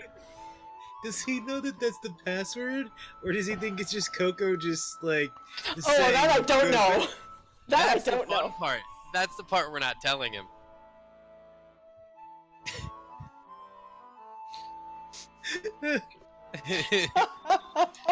Yeah, what does he have to roll for that? Is he? To determine if he's able to figure out if that was the code, that roll an intelligence check, just straight intelligence. I don't think there's gonna be any modifiers of that other than intelligence.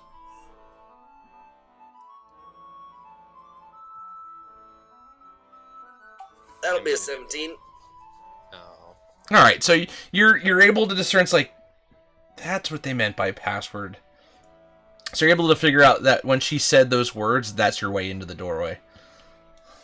Good job, Gov. I mean, I'm Look. kidding. It's fine. do you really want to deal with a cranky dwarf? No. That's a good point.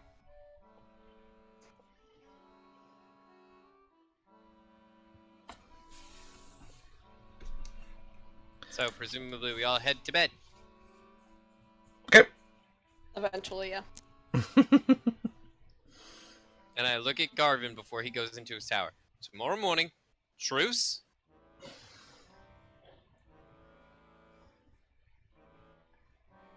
I hold up my other hand, like showing that I don't have like fingers crossed behind my back or anything, Yeah, we checking to both see if he just, like, doesn't. We both just like Have do this learned. and then shake hands in the middle.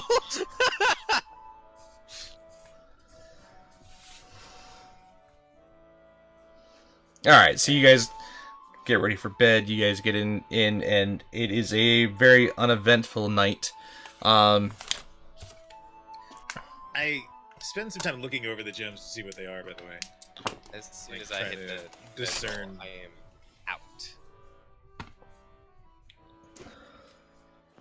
am out. Roll an investigation check on them. okay. Okay, that's good. That's a 14 plus 18. You think that they're pretty good quality gems. They do have some pretty decent value behind them. They don't have any like magical properties or they have anything, but they're decently quality gems that might actually sell for a decent amount at take them out to a specific type of shop that would take the gems. Probably an alchemist or a mage's shop or something like that, where you might be able to get some value for them. Yeah, he doesn't really want to sell them. He's hanging on to them. He's just trying to see what. Essentially, whoever it was that took something from this body left a sack full of gems just sitting on the body, took something else and ran. That is Who true. leaves just a sack full of gems on a body in a very targeted situation in the middle of a street and then runs down into the sewers. So he's more probably going to give the sack of gems over to the Harpers as far as to aid with an investigation and see if there's any information around all of this and try to, that's his game plan. Okay. It's not some bad insight. Alright. So, you get into bed, get in all settled, and again, the night kind of passes through without a problem. You get up in the next morning. As you guys are slowly waking up, who are the first ones up? Early bird. I would imagine Sahiri would be up pretty early too. Okay. I am anxiously awaiting the return of my journal from my younger brother. I'm just saying the dwarf would be up at the crack of dawn, sweeping the sawdust with. Coco doesn't sweep, but she's a bird. Birds get up with the sun. Okay. So you guys are Birds sitting like there. sawdust. You're having breakfast, kind of dealing with the usual. Not quite time for the builders to come in yet, so that it's been quiet there. But you hear very loud knocking going on at the door. Is anyone else I'll on the get first it. floor with me? Oh no, wait. Morgan's downstairs. Morgan, can you get that? Is it passworded as well? No! Coco hisses vaguely at the door because now Alrighty. she doesn't trust it. What? Coco, you'll get used to it. And I'll go and answer the door. As you open the door, you see a man standing at the door, and you immediately recognize him as Raynar. Raynar Neverember. He says, "Oh, my friends, you are fine. Oh, all right. I'm so relieved. Can I come in?" Side note. Of course, before he friend. does that- Before he does that, is the alarm still there?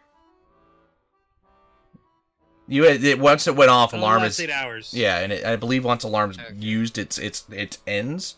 Once it's they- triggered. Darn. Because I intentionally didn't tell Morgan about the bells. No, it doesn't get used once it goes off, but it only lasts 8 hours. All right. So when you guys he sits down and kind of waits for everybody to come downstairs. Does everybody else make their way down? Morning. Yep. Morning. Everybody's here. Okay. All right. You look anxious. When the Lords of Waterdeep ousted my father, I thought his long dark shadow was finally gone for good. The truth is, I want nothing to do with him. But his spies hound me. One of them, a gnome named Dalakar, had been watching me for months. Then, about 10 days ago, the spy was suddenly nowhere to be seen. My father didn't trust many people, but he trusted that gnome. I spoke to a few of Dalakar's friends.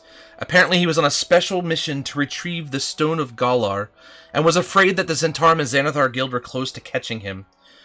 While he heard about my kidnapping, he wanted more information about the adventurers who would rescue me. I think Dalakar was planning to deliver you to the Stone of Galar to my father in Neverwinter. This stone, which I never even believed to be real, is apparently one of the keys to enter his hidden horde of dragons. Wait. Dragons is in the creature or the currency? The currency. Okay, This is- And who's this, Tell by us the way, we're talking to? Raynar Neverember. Okay. Reina, The one who no helped. offense, right. It is far too This is, early to deal with your level of drama. This is Alright, my so- colleague whom I met with last. Oh, you met with Reina? Why didn't No, you no, no. just say so? No, different Raynar. How many Raynars are there? 18. Raynar, never Ember. I mean, who do you with what now? I was kidding. So you Okay. didn't meet with this guy last night. This is the guy we saved from the sewers. Do you Yeah. remember? Yeah. The one who was Get with covered in Floon. Yeah, it was the guy who hid underneath the It- fish. It's the guy that we took with us to get Flume. Correct. Yes. And who Yes. who paid most of your guys' fees. Yeah, the noble guy. Mm-hmm. I covered everything for Volo. The Yep. one who hid in like the barrel of fish, right? Yep. I think He was it was. covering a lot of ew. So he wants nothing to do with his father. He thought that the rumors about his father having hidden a cache of treasure beneath the city was fake. He thought it was nothing more than rumors.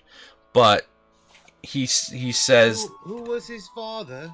What Yeah, was the right name? now you haven't given us any more of your background. You kind of helped us out. We kind of helped you out, and then we went our separate ways. And you paid for some stuff, and now you're just dumping all your family drama on us, friend. Give me some context. Sorry, I'm cranky. make me go all the way back to find his info. Gives me time to write notes. Which info do you need? So he came in and he told us this gnome, the gnome that was killed. Like, so he's just freaking out and like spilling his beans on a bunch of stuff. Yes, this is stuff that what's going on? yeah. The gnome that you saw was Dalakar, this gnome that had been hired by his father, which I've got to get. I mean, we're assuming or making an educated guess that that's who the gnome was. We never got a Let's get name. the orb of. We orb just of had a what? charred corpse. The Stone of Gollor, Gollor. Stone of Gollum. Got it. It's not your precious. That's right here. It's Gollorr. His father was the former Open Lord, Denar. I think it's Denar Everember. Sorry, his information's not where it should be. Dagal. Yes, that's it. Dagal Neverember. Yes, Dagalt Neverember. He was the former Open Lord who was ousted from power because of corruption, and he then left the city with a very large amount of money, and ended up actually creating the city of Neverwinter. So Raynar is his son, wants nothing to do with his father, wants to be out of the reach of his father, but he seems to keep being pulled back in, and seemingly this stone is supposed to be one of the keys to help open this hidden vault of a cache of the hidden dragons. Apparently the rumors of all the money being stolen is true, but he never left the city with it. Reina, I don't mean to be rude, but if you're trying to avoid the long shadow of your father, maybe leave the city he built. He didn't build this city. He built Neverwinter. Oh, it's the morning. I'm sorry. He built that city on rock and roll. Boo. Anyways, the Zentarum and the Xanathars have been attempting to get this stone because they want to claim this treasure and potentially take control of the city. Oh.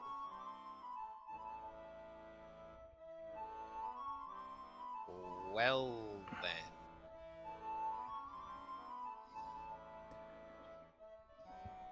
So, I adjust my glasses and send a message to Garvin. Maybe just possibly that's the thing more valuable than that sack of gems. but I would say potentially the stone is within one of their hands. Potentially the Xanathar, because the other two men were Zentarum. But Dalekar definitely was the gnome that you had found. Then what exactly? How do you know all this? I have some contacts within the harbors.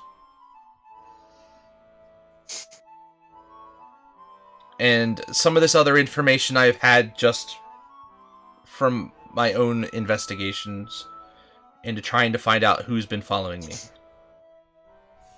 Especially since I was kidnapped before with Floon. Because somebody obviously has wanted to get their hands on this stone, which I have never seen or had possession of. But since it was your father's, presumably the first place to check is with you. Of course. Makes sense. So, what are you asking from us? You need to get the stone back. Ah. The crux of But I thought you didn't want anything to do with your father. This is less to do with my father and more to do with protecting the city. An organization like that, with getting any level of wealth that much, is a danger to all of us. insight. I don't trust this. Holy shit.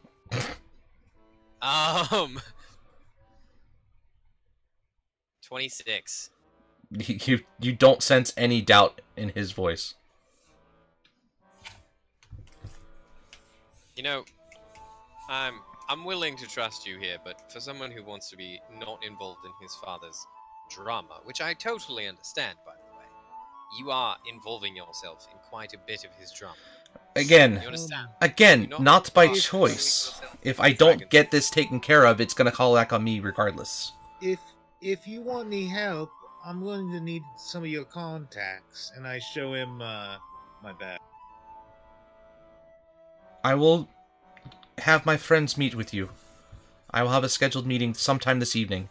Then they will be able to share every bit of information you need. All right. But if you know anything or can help in any way of getting this back, and in fact, the best thing you probably can do is even find the treasure in the long run too. Return it to the city. Make sure it's safe within the proper hands. But if this thing exists, it should not go to either of those groups. Return all of it to the city? Look, I'm sure we'll get paid. Don't worry about it. It's a simple question. That is not my decision and or my call. It's But the about city 18%. tends to reward those who do a deed towards the city. True, we've noticed. Gestures at our surroundings.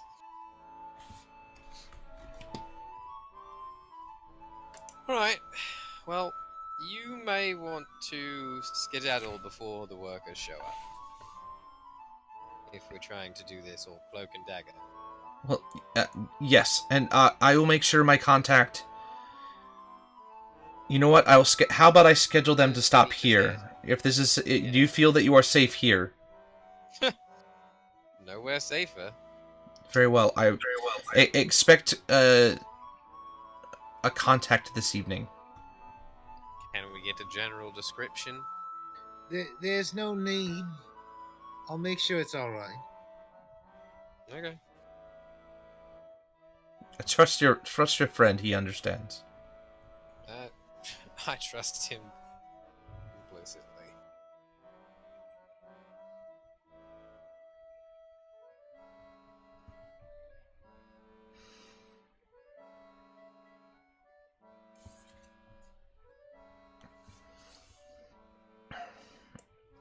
And with that, Raynar says, "But for now, my friends, I bid you adieu, and I am glad to see that you all did not get affected directly by that explosion yesterday." Well, If you not could, directly. make sure the guards don't think that, we were doing anything wrong if there was ever a question. That'd be good. From what I've heard, you are not suspects per se, but you are people of interest. If my words can sway them in any way, I will do what I can.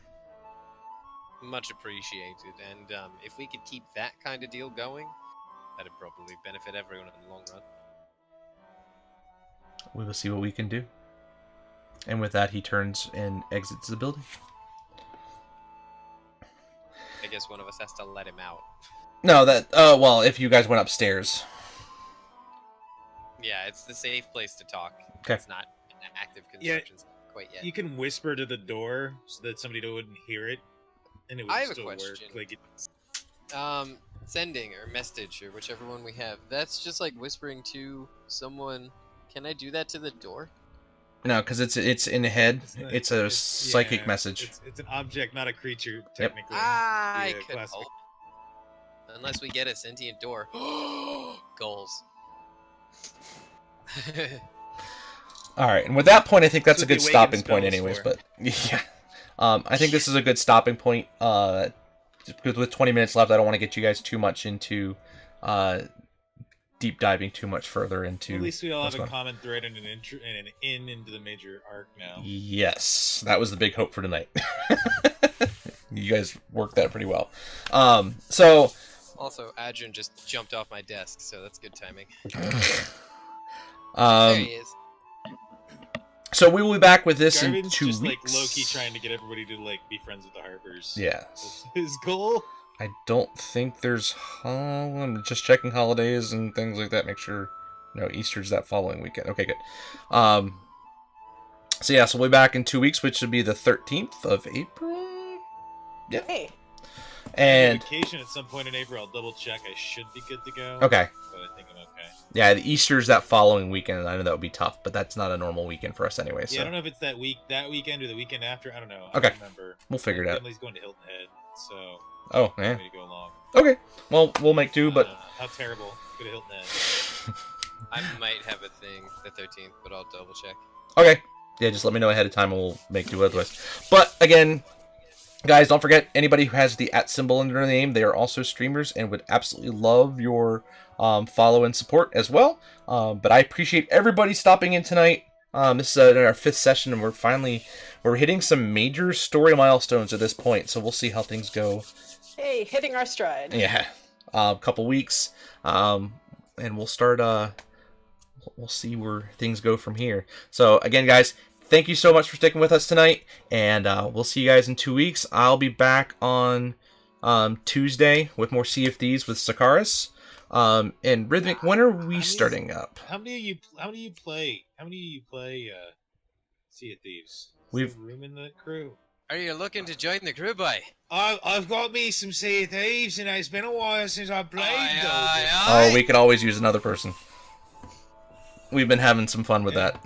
Yeah, no, Joe much. Visitor brought it up to me also fun. recently.